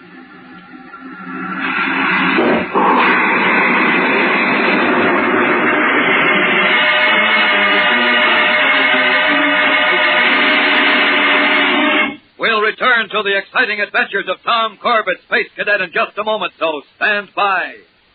Spaceman, do you have a complete collection of magic moving picture eyes? You know, you can get 16 different magic eyes altogether, each one jam-packed with exciting action. Say, if you get two of a kind, you can always trade them with your friends for the ones you don't have. Look for the magic eye that shows you Clyde Beatty, the famous animal trainer. And there's another magic eye with an action picture of a Douglas jet plane.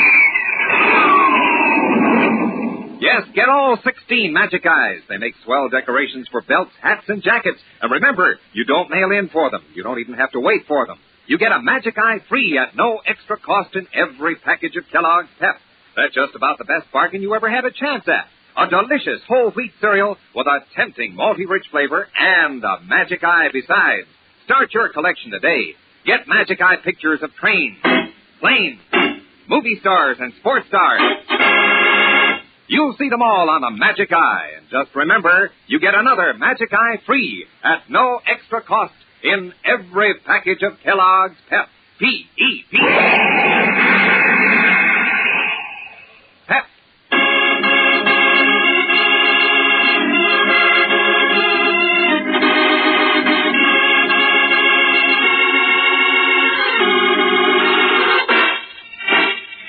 When a gigantic sunspot sends powerful shock waves throughout the solar system, the rocket cruiser Polaris is caught in a space cyclone. Returning to Mars with its power plant failing fast and visibility zero, the spaceship crash lands somewhere on the surface of the red planet.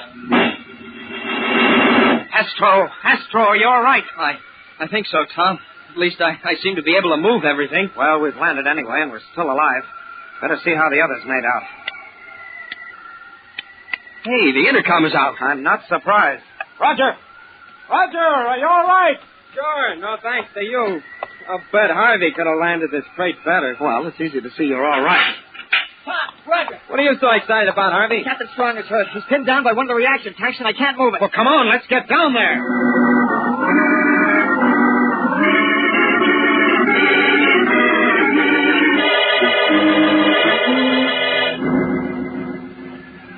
All right, fellas, together now. Lift that. Captain Strong's unconscious. He needs medical care, and in a hurry. Where are we, anyway? I'll go get a medic. That's going to be real easy. We've landed smack in the middle of the Martian desert.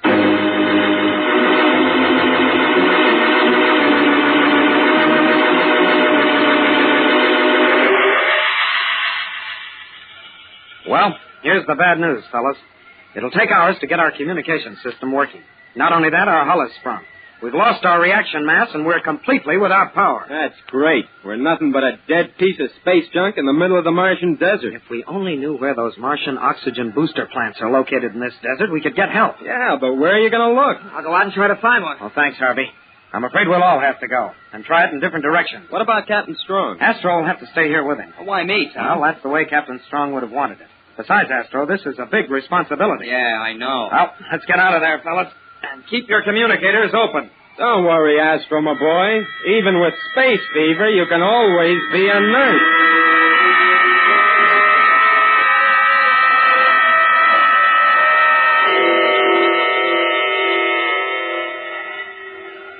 Hello, Harvey. Check in. Any luck? No, not a bit, Tom. There isn't a sign of anything but sand as far as I can see. All right, keep looking. How about you, Roger? What have you to report? What have I to report?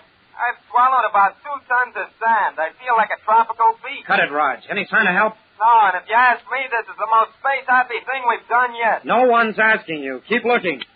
Astro, come in. How's the skipper? No change. He's in pretty bad shape. Well, do what you can for him, Astro. We're going to move farther out into the desert.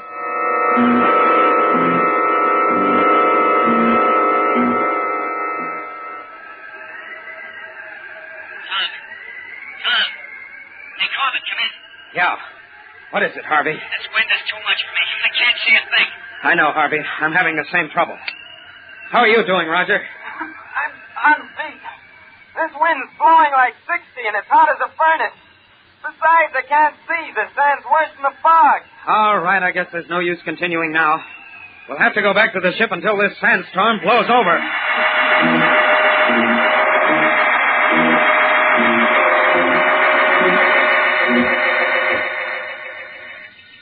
No sign of Roger, Tom.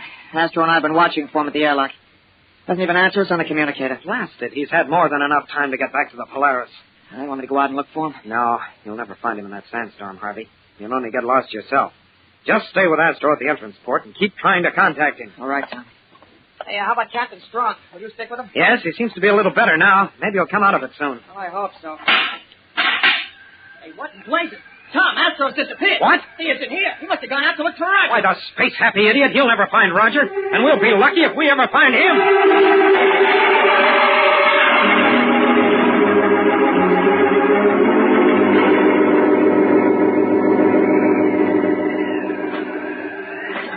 It's no use.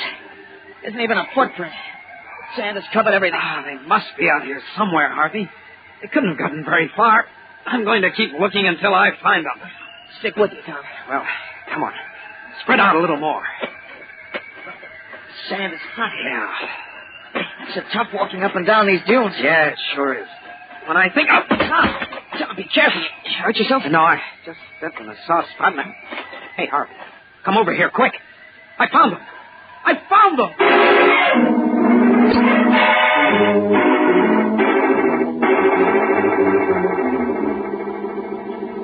Captain Strong, it was sheer luck that I tripped over them. They were covered by at least a foot of sand. You were no luckier than I was to find Roger, Tom. I guess I was the luckiest. I don't even remember what happened. I was trying to get back to the Polaris, and it was like bucking a wall of wind and sand. The next thing I knew, this Venusian ape was bending over me, and I thought I was having a nightmare. Well, all I can say, Astro, for a fellow who's supposed to have space fever, you showed tremendous presence of mind and quick action. If it weren't for those oxygen masks and that cover, neither of you would be here now. I've got the radio working, Captain Strong. I've contacted the oxygen booster station here. They're sending over a first aid crew. Thank you, Harvey. Well, we'll be getting back to Marsport soon, and then home to Space Academy. Captain Strong, while I was under that blanket of sand with the wind howling over us and not knowing if I'd ever leave this Martian desert, I had plenty of time to think things over. Yes, Astro? Well, I've made up my mind that no matter what the doctors decide, I'll stay at the Academy. Even if it means becoming an earthworm and flying at desk? Yes, sir. Even that. Well, after what you went through today, I'm pretty sure your examinations will prove that you never had space fever. And, Astro. Yeah, Roger? I'm not good at saying these things, but... Oh, blast it, I'm sorry. Oh, skip it, Raj. Say, Astro, how did you find Roger, anyhow? It was a cinch, Harvey. While I was wandering around on the desert, all of a sudden there was so much wind and hot air around me, I knew he had to be near.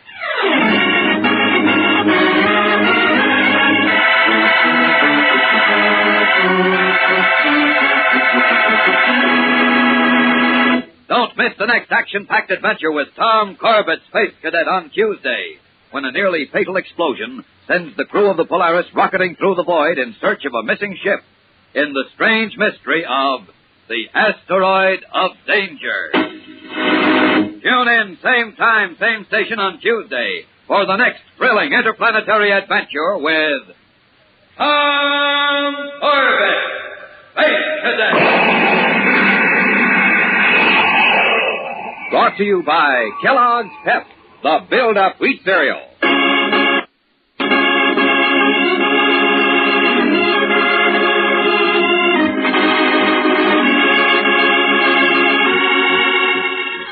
Tom Corbett, Space Cadet, starring Frankie Thomas, can also be seen on television and appears in the comic sections of many of America's leading newspapers. Look for it daily and in weekend editions.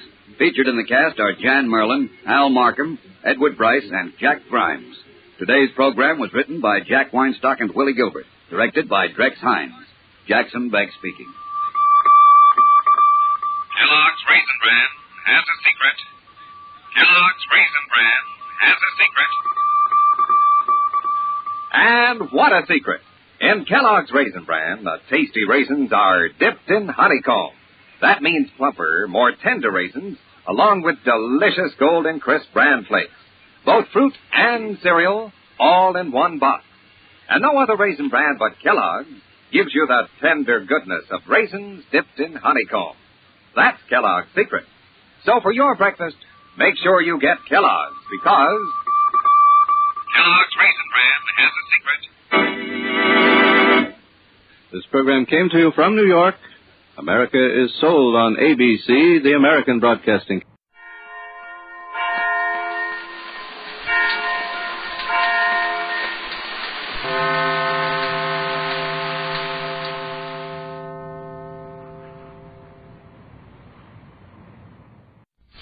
Tired of the everyday routine? Ever dream of a life of romantic adventure? Want to get away from it all?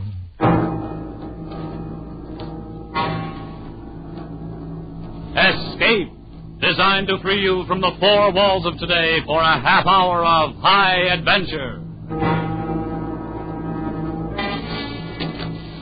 Tonight we escape to a lonely schooner sailing through the hot Caribbean night, carrying a fortune and the heedless passions of reckless men, as John and Gwen Bagney tell it in their exciting tale, The Sure Thing.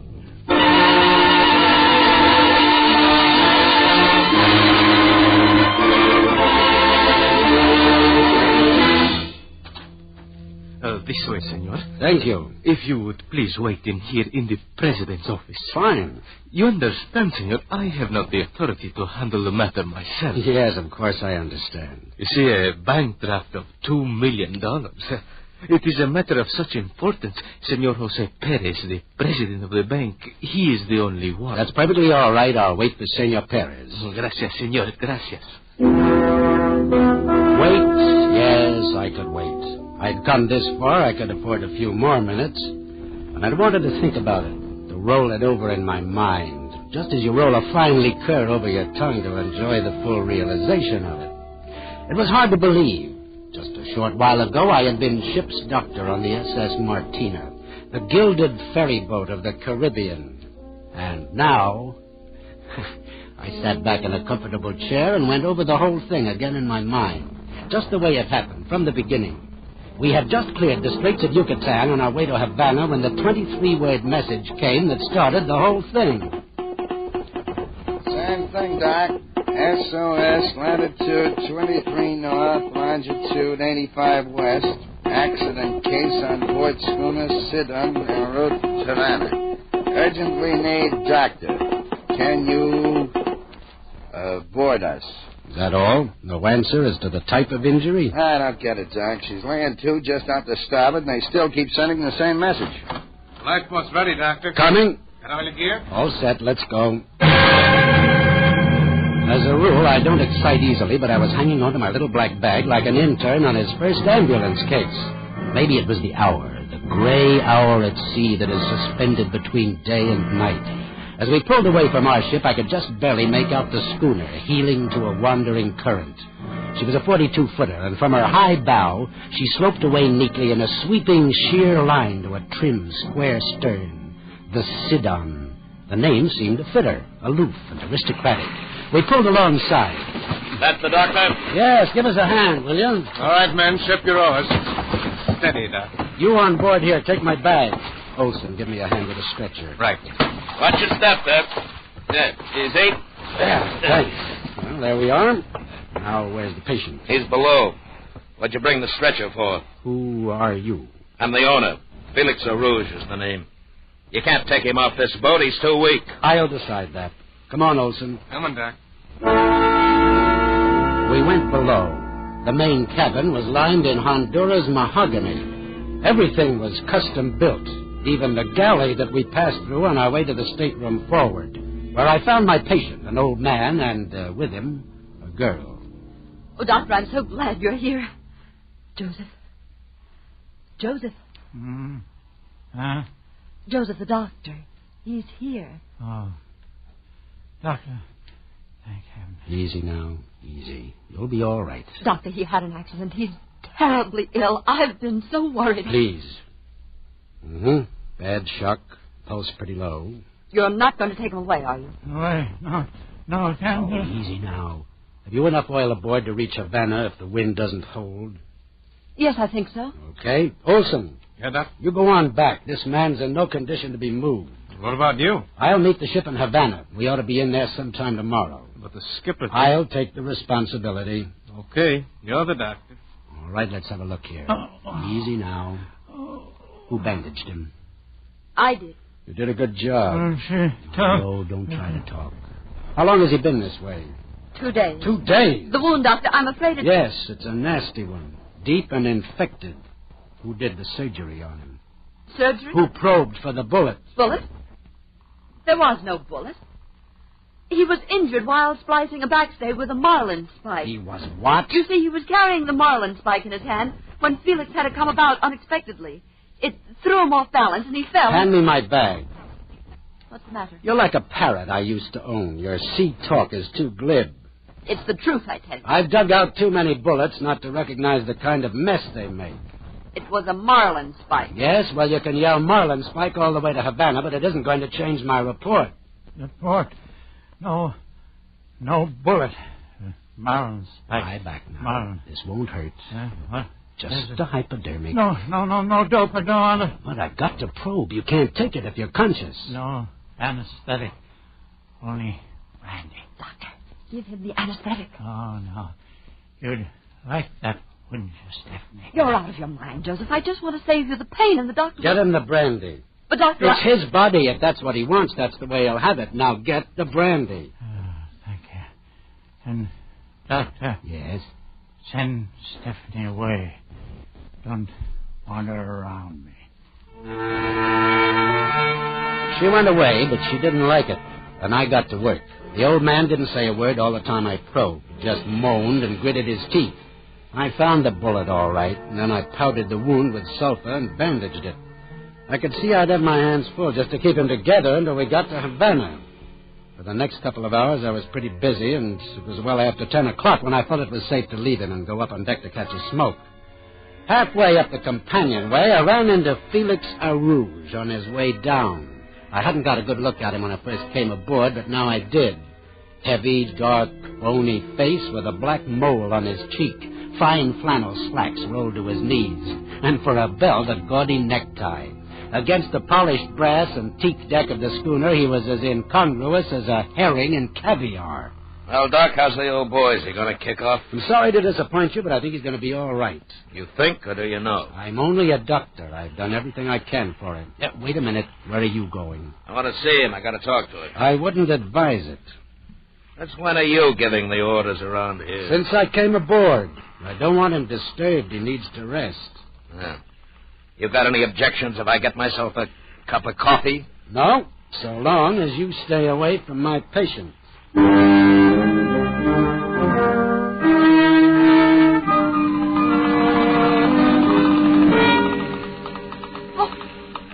Oh, I didn't hear you come up. You handle the wheel like an old salt. Oh, I don't know much about it. I just do what Felix tells me. How's Joseph? You've been down there such a long time, I thought that maybe... That he died? What a horrible thing to say. Of course not. Who is Joseph? Your husband? No, I'm his secretary. Oh, then this is a business trip. In a way. Doctor, what are you getting at? Did you shoot him?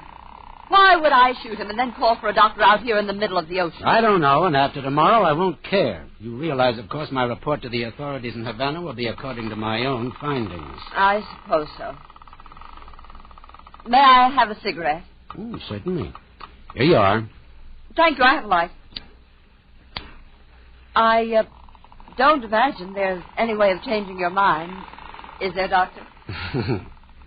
This is a beautiful schooner. Belong to your boss? Yes. I wonder, you mind if I take the wheel for a while? It's been a long time since... Oh, you know how to sail? Yeah, I used to back in Maine. All right, go ahead. Feels good. Yeah, she sure handles like a dream. Uh-huh. Just as I thought. What's wrong, Doctor? We're not headed for Havana. We're headed in the opposite direction. The Sidon was racing along with sails full, but she wasn't sailing due east to Havana. The compass said she was sailing southwest, away from Havana as fast as wind and sail could take her. I laid her on the starboard tack and started to bring her about. The sails bellied out, catching the wind as it shifted across the bow. And then as they started to fill away, the mainmast boom swung over. Just as I ducked to a bush, a shot rang out. I put up my hand to steady myself against the main boom. And there in the wood, right where my head would have been if I hadn't ducked, was the bullet. Across the deck, silhouetted in the light of the companionway, stood Felix, polishing his gun with a handkerchief. You shouldn't tack, Doctor, when a man's cleaning his gun. Cleaning your gun in the dark in the middle of the night? I suppose it is dangerous. I say you don't like our course. I was under the impression this craft was bound for Havana. That's right, Doc, we are. Then why are we sailing southwest? Southwest? That's a woman for you. Can't trust them behind the wheel of a car, and they're no better behind the wheel of a boat. Oh, no, Felix. You don't blame me for that. I don't know anything about a course. I did what you told me. Then why didn't you do it right? If I'm so incompetent, maybe you'd better handle it yourself. Maybe I will. As the Sidon pushed its way through the serenity of the night, carrying with it an incredible tension, I didn't know what that game was. The lies, the marlinspike, nocturnal gun cleaning, change of course, who they were or what they meant to each other. But one thing was certain. I intended to get to Havana if it was the last thing I ever did. And to make sure it wasn't the last thing, this was one night I wouldn't sleep. I went down to the old man's stateroom where I'd left my bag to get some Benzedrine.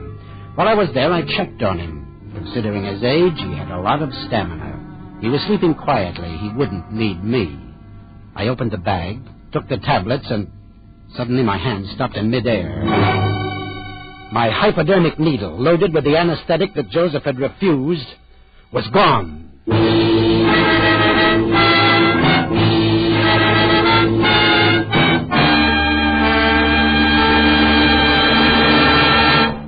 In just a moment, we will return to Escape. But first, we keep reminding you that this fall you'll hear them all on CBS. But there's one Sunday night show that makes you think constantly that it's spring. It's the show that brings you the hilarious adventures of that capricious teenage charmer, Corliss Archer.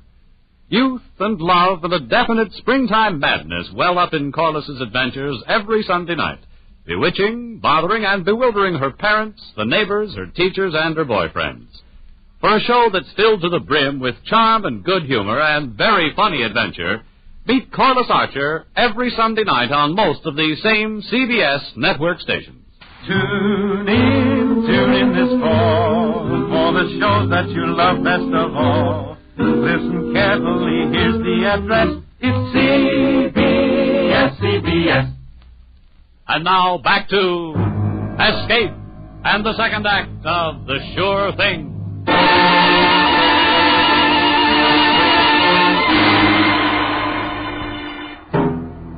My hypodermic needle, loaded with the anesthetic that Joseph had refused, was gone. I tore the bag apart, took everything out, but it wasn't there. It wasn't anywhere in the stateroom. One of them had stolen it. Why? To use on the old man? On me? I went back up on deck. Felix was at the wheel. I knew it was futile to ask him if he'd taken my needle. What's the matter? Can't you sleep? Or are you still worried about the course? See, we're sailing due east. Very commendable. Mind if I take the wheel a while? No, I don't mind at all. But keep it due east, Doctor. I want to get to Havana.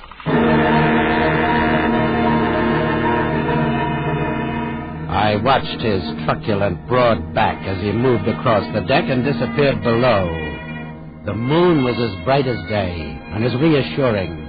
It drove the worry of the missing hypodermic needle away from the front of my mind. It was good to be alone, to feel the sure swiftness of the boat under my feet. This was something to cling to. This was reality. Every knot closer to Havana. The sails swung out, covering the moon, throwing everything into blackness. That's why I didn't realize at first anyone was approaching until I saw the glow of the cigarette. I tensed myself. My hand clutched at something in the cockpit. It was a wrench. The cigarette moved closer. I waited. The sail bellowed back, and I saw her, full in the moonlight. There was strength and defiance in the way she held her footing against the wind, but there was no defiance in her voice. I have to talk to you. Go ahead, talk. I'm afraid I haven't been very honest with you. No, I'm afraid you haven't. I lied to you, and I realize now how foolish it was, but... Doctor, I'm afraid of Felix. Are you trying to tell me it was Felix who shot the old man? Yes, and he made me lie about it. Like you lied about the course? You'll never get to Havana. He's letting you think that you're getting there now, but he'll figure out something. Yeah, I'm sure he will, if that target practice a few moments ago was any sample. Oh, he wasn't trying to kill you. Felix wouldn't kill you now, not as long as Joseph needs you. I mean... You're not making sense again. Felix wants me to keep Joseph alive, and yet Felix shot Joseph. It was just in a fit of anger, an argument. Felix has a terrible temper. Why, he'd be a fool to kill Joseph. What makes Joseph so valuable? I suppose I should tell you all of it. Well, might be a good idea. I told you the truth about one thing, at least. I am his secretary. Only his name isn't just Joseph. It's Joseph Ingram. Ingram? No wonder his face was familiar. He's the big aviation tycoon. Yeah, but look, Ingram was killed 2 weeks ago. I read about it in the papers. A transcontinental airplane crashed into a mountain. Yeah. Even fate works for him. We were on our way to Washington. He'd been subpoenaed to have his war contracts investigated. Oh, the public was really worked up about it. He was a cinch to be indicted. Why, even his own wife left him after 20 years of marriage. But as luck would have it, we got off the plane at Albuquerque to answer a wire from his attorney. But the radio and the newspapers obituaried him to death. I know. That's how things happened for him. Apparently, there was just no record of us leaving the plane, and they only found half the survivors, and some of those they couldn't identify. Well, go on. Well, when Joseph realized that he was officially dead, he saw the way out. He phoned Felix in Florida to have us sitting ready, and we took a train down and boarded her there. Yeah, I see, but I don't... Well, why do you think I'm on this boat? Do you think I wanted to come? Do you think I wanted to leave my whole life behind? I was forced to come. I was the only one who knew that Joseph was still alive. And now you know. What about Felix? Oh, Felix, he does odd jobs, as it were, for Joseph. And Joseph owns Felix, body and soul, just as he owns everyone who works for him. And you? I was ambitious. I ought to hate Joseph, but it's not his fault. I saw a chance to go further with him than with any other man. Only I'd known how it would end. Running away from everything. Always to be afraid. Well, if that's it, then I was wrong. Then maybe the needle isn't meant for Joseph. Needle? What needle? A hypodermic needle loaded with anesthetic. It's missing from my bag. If it isn't meant for Joseph or for me, it's meant for you. Oh, no. Oh, no. He can't. He wouldn't. I'm afraid we'll have to be more realistic. We? If you'll forgive the pun, I'm afraid we're both in the same boat. There was desperation on her face, and I felt sorry for her. She was in this mess up to her neck, and she was afraid. And yet it was good having her beside me there in the cockpit. It was pleasant to be with her. Just the two of us, and the moon and the sea. Well, anyway, the hypodermic needle was the farthest thing from my mind when I took her in my arms. And then it happened. I felt the sting of it pierce my flesh. The needle! What are you talking about? The needle. You stuck me with it. Needle? Oh, I'm sorry. It was just my brooch. It's always coming open. Brooch? I thought... Silly. Fasten it for me, will you, please? Yeah, sure, yes, of course. Well, you're shaking. Well, it's that missing hypodermic. It has me rattled. I've got to get it back. You'll get it back? Yes, but when? How? Right now, Doctor. Like this. She used the needle deftly. In one motion, plunged it in my arm. I tried to struggle to my feet. Her face was mocking me. I grabbed for her, but the drug was warm and deadening. And after a blurred moment, I was gone.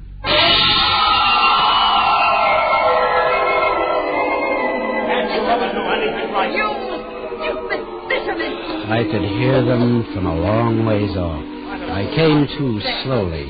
Then I lay there listening. You bungled it again. I only did what you told me to do. You're the one who's bungled it. Good thing I caught you They before were you both kicked him standing overboard. over me, working on me, doing everything they could to bring me to. Now you've spoiled everything. Why did you have to rush things? You want to know where the money is, don't you? Well, you haven't found out, and now maybe you won't. If you'd left Joseph alone. Oh, but no, you couldn't wait. As soon as the doctor was unconscious, you had to work him over. If Joseph dies out, we'll never find out where he hid it. It's on this boat, I know that. And I didn't hurt him, I just pushed him around a little. Oh, that stupid temper of yours, that awful impatience. You think you could have waited for $2 million? $2 million. Now it began to make some sense. Now everything made sense. As long as Joseph needed a doctor and wouldn't tell where the money was, we both lived. But if I couldn't keep him alive... Get on your feet, Doc. Come on, Doc. Get on your feet. Felix, easy. Since when are you getting so touchy? Now, come on. All right. I'm on my feet. Welcome back, Doc. Now get below. The old man needs you. He's had a relapse. Stephanie, take the wheel. I said get below, Doc. I'm not in the mood to take orders. Maybe this'll put you in the mood. Creased my chin with a short jab. My knees buckled. I swung at him and missed. I saw another one coming. This time I ducked and connected with a roundhouse on the side of his head that sent him reeling along the wet, narrow deck. I started after him, just as the boat came about violently, heeling over with her scuppers awash. I wildly grabbed the guy line just in time to see Felix thrown backwards into the sea. I whipped around. The girl had done it, spinning the wheel like crazy. I dashed back to the cockpit and tried to grab it away from her. She fought me like a tiger, but I finally pushed her off, righted the boat, and put her about. But Felix was nowhere in sight. We tacked around, searching for him, but it was useless. Well, he's gone. You killed him. It was an accident. You ought to be glad he's gone. Why? Well, it was either him or you. Your concern touches me. Besides, we don't need him, don't you see? You know how to handle a boat, and you're a doctor. You can keep Joseph alive until we make him talk. And when we find out where his money is, we can get rid of him. And sail away into the sunset, huh? That's right. Just you and me. Yeah. No thanks. I'll play out the original hand in Havana. I don't think so, Doctor. I'm setting the course now. And if you're interested, I'm a much better shot than Felix. I won't hit the boom. The gun glittered in the moonlight, and she was smiling at me. But I wasn't looking at her, but beyond her. At first I wasn't sure. I just sensed the movement. And then I saw him. Joseph Ingram, barefooted and in pajamas, pulling himself painfully up the companionway, forcing his body to make the effort. Joseph! You wanted too much, Stephanie. My money and Felix's you. Felix is gone. He had an accident. Like mine, I suppose. If only I hadn't been so greedy. If only you'd waited, you'd have gotten your share. Joseph, you're sick. You were such a little fool, Stephanie. In the heel of my shoe is a draft on the National Bank of Venezuela for $2 million payable to bearer. So that's where it is. Thank you, Joseph. That's very generous of you. I wouldn't have believed it if I hadn't been watching. A bullet in the stomach, yet he kept coming at her, lumbering barefooted across the deck like a wounded bear in blue silk pajamas. Not so easily. He backed away from her. Everything I'd done to him, but he kept coming. Not so easy. She was at the edge of the deck as he collapsed against her, his heavy arms in a death grip around her. And like a cartwheel, they spun together over the side into the inky light of the sea.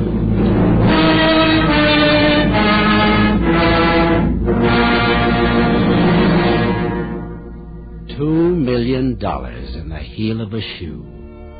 Yeah, it was in the heel of the shoe, all right. I went below and found it. Just a piece of paper that 3 people had died over. $2 million, certified backwards and forwards, payable to bearer. In just a few hours, it would be daylight. I could be in Havana by noon. Back to the Martina. Back to the dispensary. Back to the endless round of seasick pills, hangover remedies, and, when I'm lucky, maybe a sprained ankle. Or Venezuela. The choice was simple. There was no risk at all. It was a cinch. It was a sure thing. It was payable to bearer.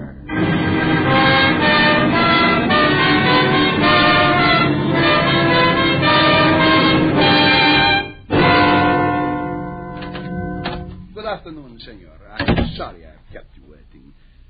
You presented this bank draft for payment, senor? Yes. Are you Senor Perez? That is right. I am the president of the bank. This draft, it is quite a large sum. Well, there's nothing wrong with the draft, is there? No, senor. It is in order. Good. And you wish us to transfer this money to your bank in the United States? No. As a matter of fact, I wish to open an account here. But certainly. Gomez, you will make the arrangements for the senor. Oh, si, Senor Perez, at once. And now, there is a lady, a countrywoman of yours, waiting to see you. Please, step this way, senor. To see me? But who? Oh, Joseph, I've been waiting so long.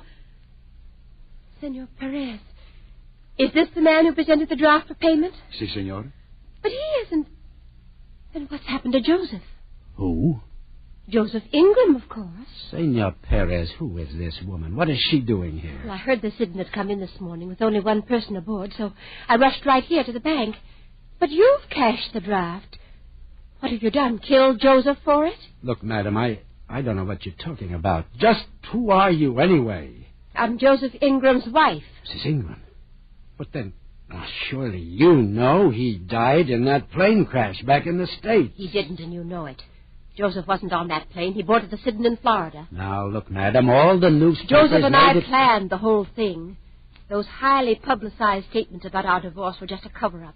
He was to meet me here with the money. And I know he would have if he were still alive.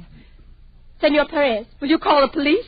I accuse this man of murdering my husband. Si, senor. I didn't kill him. She killed him. She? Stephanie, his secretary. And where is she? She's dead, too. He killed her. Oh, that doesn't make any sense. Where's Felix Arouge? Well, you see, Felix, he was killed when he... Yes? Well, you see, it was like... I stopped. They were staring at me. They didn't believe me, of course. Who would ever believe me? But it had seemed like such a sure thing. And it was. Murder. Payable to bearer.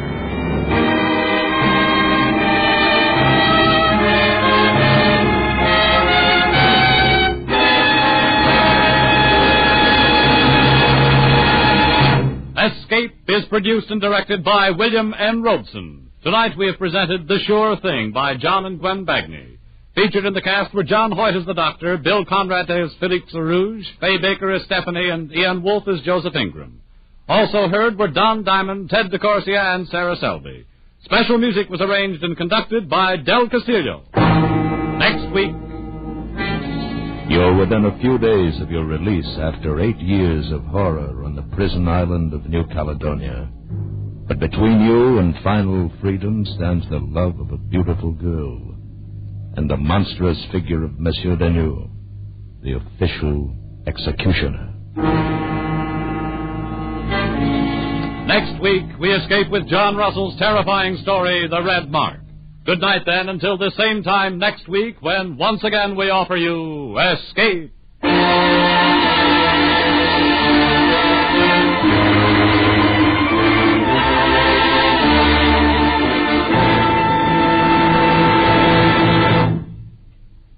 A whole family of top Hollywood stars waits to entertain your family every Sunday on CBS. It's on the Family Hour of Stars, heard over most of these same CBS stations. A half hour of top entertainment, romance, comedy, or drama, starring Irene Dunn, Ronald Colman, Loretta Young, Dana Andrews, Kirk Douglas, and Jane Wyman in turn. Your whole family will enjoy the Family Hour of Stars, Sunday on CBS, where this fall you'll hear them all. Stay tuned now for Sing It Again, which follows immediately over most of these same CBS stations. This is CBS, the Columbia Broadcasting System.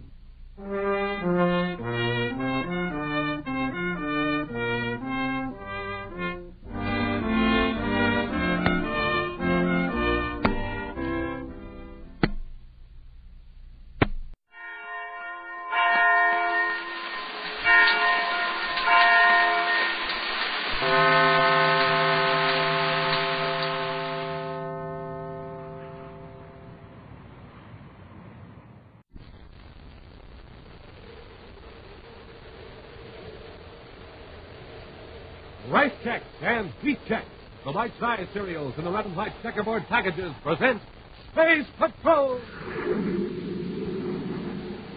High adventure in the wild, vast reaches of space.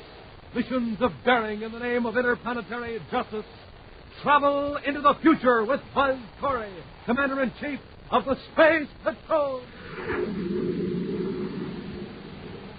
In today's transcribed Space Patrol adventure, Buzz and Happy are approaching a hideout near the Saturn City spaceport where two criminals are plotting a getaway. Ray guns in hand, the Space Patrollers burst through the door. All right, both of you, get your hands up. Hold it, Barris. You heard the commander. Move away from that table, Kent. Move fast. Sure. Now, Corey, this is a blaster. Drop that ray gun. Don't be a fool, Kent. You're through. You haven't got a chance. You fire, so will I. And remember, a blaster is permanent. We'll return in just a moment with today's exciting Space Patrol adventure, the Counterfeit Atom.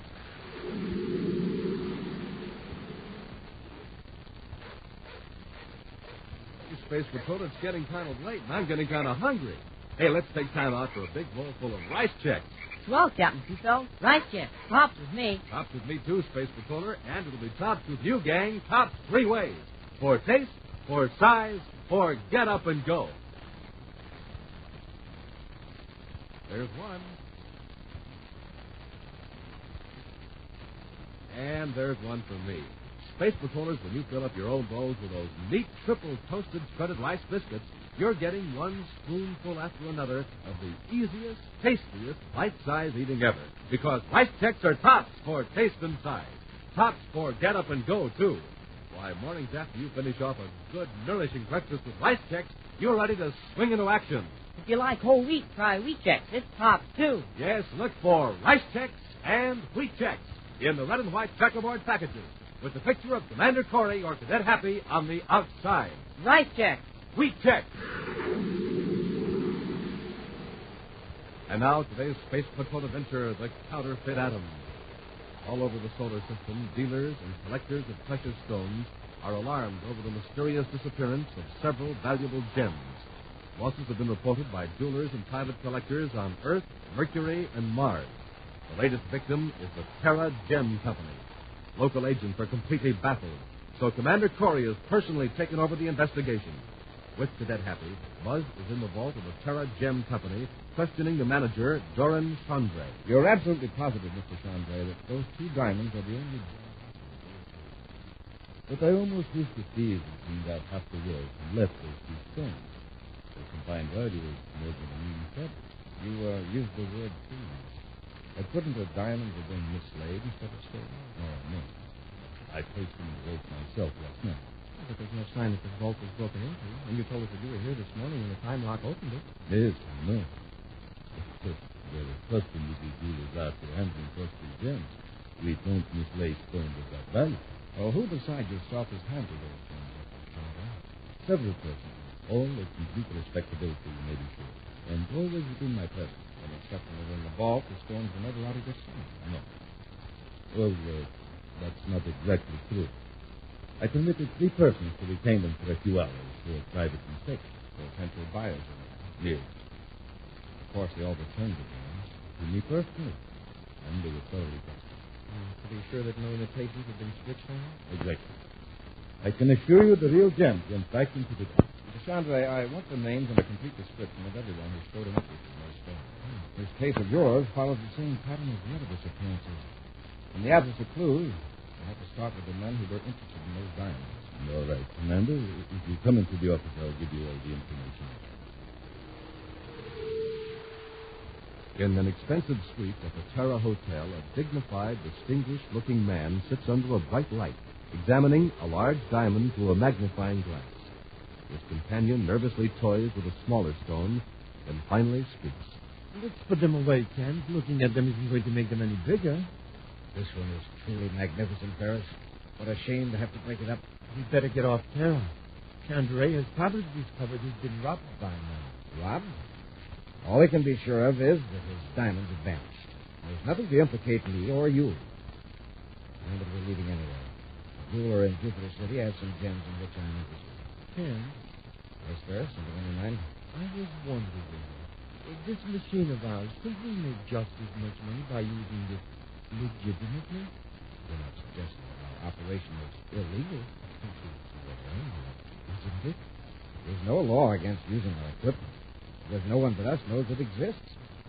So why borrow trouble Now run along, Ferris. Get our machine aboard our spaceship.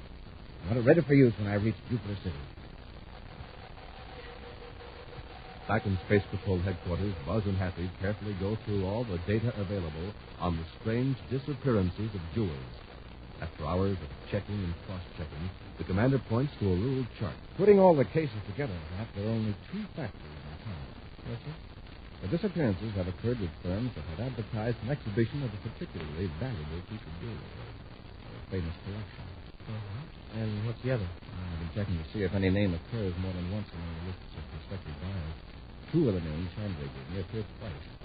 There's another gets taken on Mercury and Mars. That means that some of these men have shown up at more than one jewelry store. That's to be expected. A wealthy collector might have a hobby of traveling around inspecting gems. Happy, here's one name that appears in all the lists. James Kent. Kent is always asked to examine the gems privately. He's always determined they're bought them. In some cases, other persons handle the jewels after Kent give them back to the jeweler. Maybe someone Kent trusts goes around with them, he gets a line on the gems, and steals them later. Except that still leaves a mystery of how the gems disappear. But the only thing to do is have an agent follow Kent and see who hangs around him. There's one strange thing about Kent. Possibly it's due to a faulty memory on part of the jewelers, but no 2 descriptions quite match. Oh, but these jewelers must know him, or they wouldn't let him take the stone. Kent has excellent credentials and appears to be quite wealthy. He's staying at the Terra Hotel, checking out. He has reservations on a passenger ship to Jupiter City. Jupiter City? Hey, we're due there for an inspection. The actual crook must be a magician. All those jewelers insist the gems were locked in their vaults. I'm going to alert the biggest jewelry firms in Jupiter City to notify Space Patrol headquarters and let out any really valuable articles on exclusive. I'm going to install a special detecting device in the vault. All right, Hap, let's clear up this routine so we can blast off for Jupiter. 24 hours later, in one of the finest rooms of the Hotel Jupiter, James Kent and Ferris examine an array of jewels. Interesting assortment, Ferris. However, we'll settle for the emerald necklace. But, Kent, that doesn't make sense. It's going to take a long time to duplicate each one of those stones. The 3 big rubies are worth more. I can take them out in half an hour. Yes, but the emeralds are smaller. I can easily dispose of them separately without cutting. The rubies would be a problem. It's a shame to let them go. Just take the emeralds, Ferris. Have you finished the job in 2 hours? Yes, good. You know, Kent, I wish we could perfect that thing so it would duplicate currency. Then we wouldn't have to go through all this hocus pocus with the jewelry outfits. Currency is too complicated. The plant fiber that's the basis of the paper is organic material. And that means a complex molecular structure. Those coins came out very well. Sure, but nobody ever got rich counterfeiting coins. So right now, gems are our best bets. We can transform energy into minerals and metals. With a real gem for a model, we can easily turn out exact duplicates atom by atom. It's too bad our imitations don't last. They last long enough for our purpose. Well, you better get going, Ferris. I want to get the counterfeit necklace and the real rubies back to the Imperial Jewelry Company before closing time. Late that night, Buzz and Happy are at the Jupiter City Space Patrol headquarters, preparing a report on an inspection when a call comes from Special Agent Edwards, assigned to duty at the Imperial Jewelry Company. Rushing to the store, they're admitted by Edwards and walk through a dimly lit showroom to a huge vault. Edwards, you're sure no one beside yourself was in the building? No, Commander. I was hiding out in the back room at the portable receiver turned on. Somebody had lit up, so I rushed to the vault.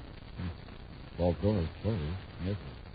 As far as I can tell, it hasn't been tampered. Well, then what made the receiver light up? Something must have happened inside the vault. Detectives are sensitive enough to register any slight movement or change in temperature. Transmitted the signal to Edwards' receiver. You could open the vault now, Edwards. I cut off the master time clock control at headquarters after I got your call. All right, Commander. Oh, it's swinging open. Edwards, do you have a list of the jewels that have been checked out of the store? Yes, sir. I got it from the manager when he closed up. Everything's been returned. I watched the manager when he put them in the vault to be sure it was all counted. Okay, let's check it over. All the stuff that anyone asked to inspect was all right there on that tray just as you ordered, sir. All right, Edwards, let's take inventory. Chief Star Sapphire Rangers, yeah? Rubies, they're the most valuable items. Thank goodness they're here. Who had them out?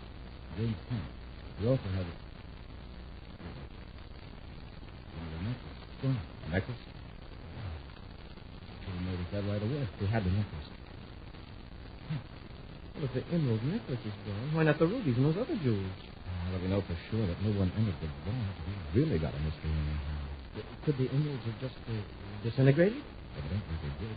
The detective registered their disappearance. But why emeralds this time and diamonds another? And always the jewels that have been out on approval. James Kent is the only constant factor in the whole problem. But I don't see how he could have any more to do with this than you did. Oh, how about that man that called on him at the Hotel Jupiter? This guy Ferris. Ferris seems to work in a machine shop on Kepler Street. One of our agents placed him here. Well, we've got to start somewhere. Edward, you go to the Hotel Jupiter and get a line on James Kent. Yes, sir. Perhaps you and I'll drive over to Kepler Street and see if we can find Ferris. In the back part of a darkened machine shop on Kepler Street, Ferris worked swiftly under a dim light, unbolting a small, compact machine from the concrete floor. He is intent upon his work as he hears the back door open. That you can. I'll be finished here in a minute. Then we... What's the idea? Working pretty late, aren't you, Ferris? Sure. Anything wrong with being industrious? That depends on what you're being industrious about. Isn't this an odd time to be removing machinery? Well, this is my machine, and I got a right to be in this shop. Any more questions? Yes. When you heard us come in, you thought it was someone named Kent. James Kent? No, Charlie Kent. One of the fellows in the shop. He promised to come back and give me a hand. By the way, what kind of a machine is that? What does it do? Yes, we'd like to know. Well, it's a small electronic furnace, purifies metal. You put the sample in this chamber here. Then you turn on the current, and the induction coil around the chamber produces an intense heat inside the metal. Commander, look out! Tap like stairs. Kent. Close call. Let's get this machine out of here before they recover from the ray gun blast. So what if they come out of it before we're finished? In that case, Ferris, well, this machine shop is a veritable treasure house of fatal accidents. We'll return to Space Patrol in just a moment. This is Dick Tuthell reporting on America's most heavily armed fighter interceptor, the Northrop Air Force Scorpion F-89D. In a moment, we'll hear from the test pilot on this plane, Bob Love, Korean jet ace with a record of 6 MiGs in 6 weeks. The primary job of the Scorpion is to protect our country from invading aircraft. Speed more than 600 miles per hour. Weight 20 tons. Now, Bob Love, recorded at Edwards Air Force Base. You know, a fella has to be in top condition to test fly a fast aircraft such as a Scorpion. That's why I always make it a rule. Sleep well and eat well. So, for breakfast, I pick a cereal like Rice Chex or Wheat Chex. They're chock full of energy and really taste good. You'll like them. Make sure you stay in condition the way Bob Love, Phil Houghton, and other top test pilots do. Every morning, eat a good, nourishing breakfast with Rice Chex or Wheat Chex, the cereals that are tops 3 ways. Tops for taste, for size, and for real get up and go. That's Chex, rice or wheat. Remember, they're tops with America's top pilots. And now back to our Space Patrol adventure, the Counterfeit Atom. James Kent, posing as a legitimate collector of rare gems, has stolen millions of credits worth of jewels from reputable dealers without even revealing his method of operation. Borrowing real gems, he places them in a machine that can duplicate minerals atom by atom by transforming energy into a temporary form of matter. Kent and his accomplice, Ferris, keep the original gems and return the copies, which in a short time revert back to energy. Following a thin lead, Buzz and Happy apprehend Ferris in a machine shop in Jupiter City. But James Kent takes the space patrollers by surprise and renders them unconscious with a ray gun. Right now, as the effects of the ray gun wear off, Buzz and Happy get to their feet. Now they're gone, sir. And so's that machine. I had no Ferris again anyway, but never got a good look at Kent. Neither did I. I saw him for a second as he left us, and his face was in the shadow. Hey, Commander, that machine must tie in with the jewel theft. But how? I don't know. Maybe Kent treats the gems with something when he borrows them, and then later he turns on that machine, and radiations make the stones disappear. And the question is, do the gems reappear inside the machine? Sounds fantastic, but... Well, unless Kent and Ferris actually got the jewels, there wouldn't be any point in them making them disappear from the vaults. There's at least one more possibility. But we'll go into that later. Let's get back to headquarters and send out an alert on Ferris and Kent. The two jewel thieves are now in a private cruiser outward bound from Jupiter in a vector calculated to avoid a regular space lane. That experience in the machine shop ought to convince you, Kent. The Space Patrol and the gem dealers are wise to us. Not necessarily. I still say the jewelry racket is finished. Let's take a shot at duplicating currency. Maybe it'll pass. If you like the job of putting it in circulation, when it might vanish into thin air when you hand it to a sucker? Yes, I see what you mean. Say, I've got it. Here's a gimmick that'll keep us inside the law. We'll duplicate ray guns, blast guns, and other weapons. They're metal, and they'll be a thief turned out by the hundreds. Yes, but they won't be permanent. Besides, we'd be making and selling weapons without a license. How does that keep us inside the law? Suppose we sell a coca blaster and vanishes. Is our customer going to complain to the Space Patrol? Ferris, you've got something. We'll have nothing to worry about. Yeah, except Corey. If we'd only got rid of him, then we had a chance back at the machine shop. Are you crazy? Right now, we'd be known murderers instead of suspected jewel thieves. But don't worry. I'll think of a way to get rid of Corey so no one can trace us. Wait, I've got it. What? Suppose we take a few grains of poison with a mineral base and duplicate it in our machine. We slip it to Corey. It does its work, and then it vanishes. The best doctor in the solar system couldn't find a trace of it. Really? It's the perfect crime. There's just one drawback. How do we give it to Corey? Just leave that to me. I'll attend to it personally after we get to Saturn. Now, to figure out our new identity.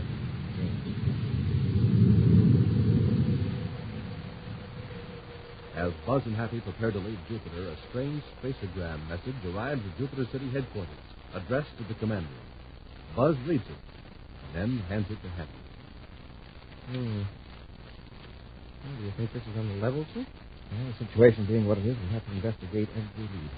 Oh, but who is this Arnold Block? He calls himself an amateur lapidary. What's that? A lapidary is a man who cuts and polishes precious stones. Yeah, and he says he can give you information about these mysterious disappearances. Yeah. See here, he says, my connections with gem dealers and collectors on all the planets sometimes bring me in touch with sordid matters that usually are best ignored. Mm-hmm. But when the very livelihood of honest craftsmen is endangered by organized thieves, I must speak out, even at personal risk. And farther on, he says he's staying at the Hotel Polaris in Saturn City, and he'll give me the details if I meet him tonight. Saturn? It's a long way to go for a bite to eat. We'll do on that plane for the next inspection, so it won't be much out of the way to stop at Saturn for a couple of hours. We'll see what Arnold Block knows about this. But just as a precaution, Hap, when we reach Saturn, I want you to put on civilian clothes. While I'm with Block, you sit at another table and keep an eye on things. Hours later, in a large dining room of the Hotel Polaris in Jupiter City, Commander Corey sits at a secluded table with Arnold Block. Anyone who had known James Kent might notice a faint resemblance, but on second glance, he would observe the greater differences in manner, color of hair, and general appearance. As the commander and Block converse over their meal, Cadet Happy, in civilian clothes, watches unobtrusively from the table across the room. Mr. Block, you say the next job this family is on the Apex Jewelry Company in Venus City. Now, how do you know that this is Commander? I didn't mean to say the next job. I'm sorry. I should have said it's one of their intended operations. You know who these men are? Could you identify them? Well, that would be rather difficult. You see, I was examining some Martian Oak. Commander, isn't that the governor of Saturn just sitting up on that table over there? There's some people in the way just now. Oh, no. Governor said he's a much bigger man. But, to get back to our subject, Mr. Block. Oh, my. Just noticed the time. Will you excuse me a moment? I have to make a space phone call. Important business, and I just can't put it out. Of course, go right ahead. It will only take a minute.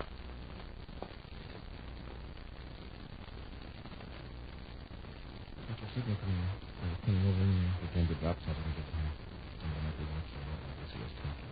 Yes, sir. Block that something in your glass when you turn your head a minute ago. Think that me? I'll see what I can make space for the call. Here, have the call straight to the call. Look at that. A few moments later, Arnold Block returns to the table and Buzz resumes the question. The luncheon over, the commander meets Happy in the street outside the hotel. Block made a call all right, sir. I couldn't trace it. He was in a pay booth, and the others were all occupied. I was afraid that might happen. Don't worry. I'll have the coins removed and examine them for Block's fingerprints. We'll also know the distance of the coin. We'll know the time he made it. I don't know if down enough, so the automatic recorder at Space Event Center can help us. Yes, but how are you going to tell which fingerprints are Block's? I can tell you now. Those are this spoon. When I get up from the table, I slip in my pocket. What do you think about Block? I don't know. The information he gave me is pretty general. He's in with what little we know of Kent and Francis. Hey, how about that milk? You didn't drink any of it, I hope. No. I poured milk over in a potted plant and Block was away from the table. Think carefully, don't trust me. Sorry, sir. Still, I know. I managed to slip the glass in my jacket pocket. Doesn't make a very neat drawing, but I'm going to get it to the lab to have it analyzed. Later that afternoon, when the office reserved for him at Space Patrol headquarters in Jupiter City, Commander Corey checks through a stack of identification cards as Happy enters. Well, I guess I must have been imagining things, Commander. What's the report from the lab? Negative. There was absolutely nothing in that milk, except milk. But still, from where I sat, it looked like Arnold Block deliberately got you to look the other way and dropped something in your glass.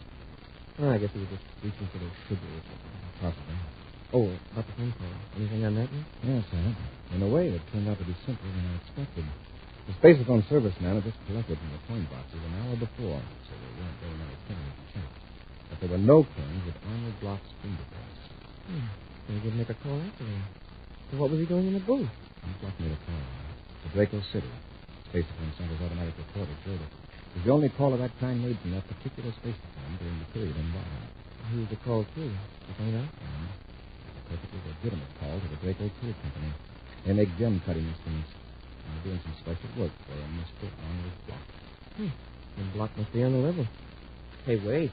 How did he make that call without dropping a coin in the slot? He did drop it. Just from the register, the half-cut coin. That mechanism is foolproof. Well, yes, sir. But didn't you say there wasn't any half-credit coin in the machine? Nothing with Block's fingerprint? That's right. I don't get it. I think maybe it'll all clear up when we talk to Mr. Block. I've got an agent watching him. I'll have help me check through these records. Almost at the edge of the Saturn City spaceport is a metal fence bearing the sign Saturn Salvage Company. At the rear of the lot, scattered with heaps of rusting metal, is a small shed. Inside the structure, Ferris regulates the controls of the machine, while a man in an ill-fitting suit looks on. It's working fine. I've turned out 3 dozen since this morning. I'd better knock off for a while, Ferris. Just one more, Kent. Don't call me Kent, even when we're alone. Someday you'll make a slip in public. Sorry, Block. Well, I guess this one is cooked enough. You know, it's hard remembering who you are. Before Kent, it was Drake, and now it's Block. I really shouldn't have any trouble. As Block, I don't look anything like Kent, do I? No, you don't. It's amazing what scissors, a hair dye job, and a sloppy suit will do to a man. It's not just in the appearance, Ferris. It's here, in the mind. I think there's a different personality. I walk differently, move differently. You know? Well, see if you can tell these apart. 2 black garments. One's the real thing, and the other one's a duplicate. They're the same. Way the same. They look the same. Which is the duplicate? The one in your left hand. And it fires just like a real one, too. After the second, it becomes a ghost and vanishes. I'll put them here with the others. Before we try to unload any of these weapons, we've got to know just how long they'll exist as matter. That's what I'm doing now. See those figures on the bench where the guns are? When I pull one of them out of the duplicator, I mark down the time. We'll set up a real system when we get to Neptune. We'll get a bunch of orders, then unload fast and disappear before our product does. Yeah. Oh, have you heard anything about Corbett? No. He looked fine during lunch. You know, those Space Patrol medics will have a real embarrassing mystery on their hands. What happened to Commander Torres? And it's talking.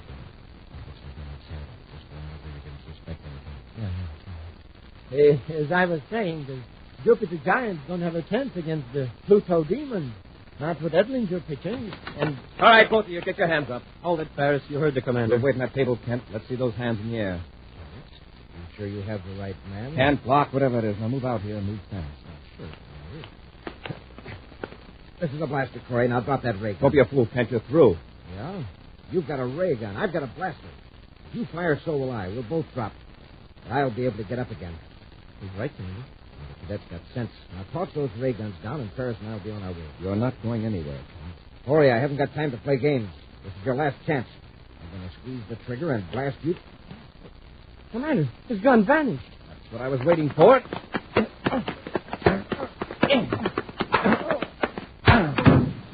Keep out of it, Ferris. All right, Kent. You want some more, or do you want to quit while you're losing? Now get up. Cap, I'll watch you. You scoop up those blasters. It's your fault, Ferris. If I'd had a real gun instead of one of those duplicates... What do you mean, my fault? You were the one who... All right, cut it out, both of you. Okay, Corey. Where did I slip up? Was it the disguise as blocked? No, I never had a good look, actually. Thanks. You got fired. And it was the poison in the milk. You saw me drop it in. No, and it wasn't the gun stealing that finally attracted you. The thing that made me link Block and Kent was a simple, everyday spaceophone call to Draco City. What are you talking about? I made that as Block. Yeah. But for a big-time crook, you're pretty cheap. You used a disappearing half-credit coin. When you gypped the company on that spaceophone call, we, got your number. Ha, ha, ha, ha. An exciting action preview of next week's exciting Space Patrol adventure in just a moment. Space Patrollers, you all know what sound effects are. You hear them all the time on your radios. But listen to these musical sound effects and see if you can guess what we're doing with Rice Checks and Wheat Checks. Yep, Space Patrollers, that's a big bowl filling up with Rice Checks or Wheat Checks. Man, oh man, it even sounds delicious. It tastes better yet. Those triple oven toasted biscuits are tops for taste. Now we're pouring on the cream. Listen, you can almost hear those crisp, crunchy checks filling up with that cream. And then for the first bite. Wow, what a bite! Sized just right, because checks are made of that modern bite-sized design. Makes them tops for size. Hey, that's you blasting off for a big day of action. After a good nourishing breakfast with checks, the cereal's tops for get up and go. So, gang, go get Rice Checks today. Get Wheat Checks, too, the official bite-sized cereals of the Space Patrol, in the red and white checkerboard package with the picture of Commander Corey or Cadet Happy on the outside. Rice Checks, Wheat Checks. And now, a preview of next week's exciting Space Patrol adventure. Buzz and Happy are walking through a warehouse at the Terra Spaceport where two suspected criminals are standing by the controls of a loading train.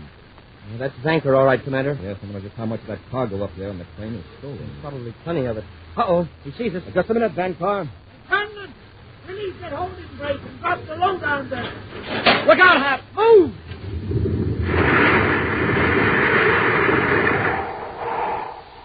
Be sure to join us next week for the thrilling story, Formula for Crime, when Rice Checks and Wheat Checks again present Space Patrol. Space Patrol, created by Mike Moser, starring Ed Kemmer as Commander Corey and Lynn Osborne as Cadet Happy, was written by Lou Houston, produced and directed by Larry Robertson, executive producer Helen Moser. Other players were Bela Kovacs, Norman Jelly, Ken Mayer, and Stephen Robertson. Dick Tufeld speaking.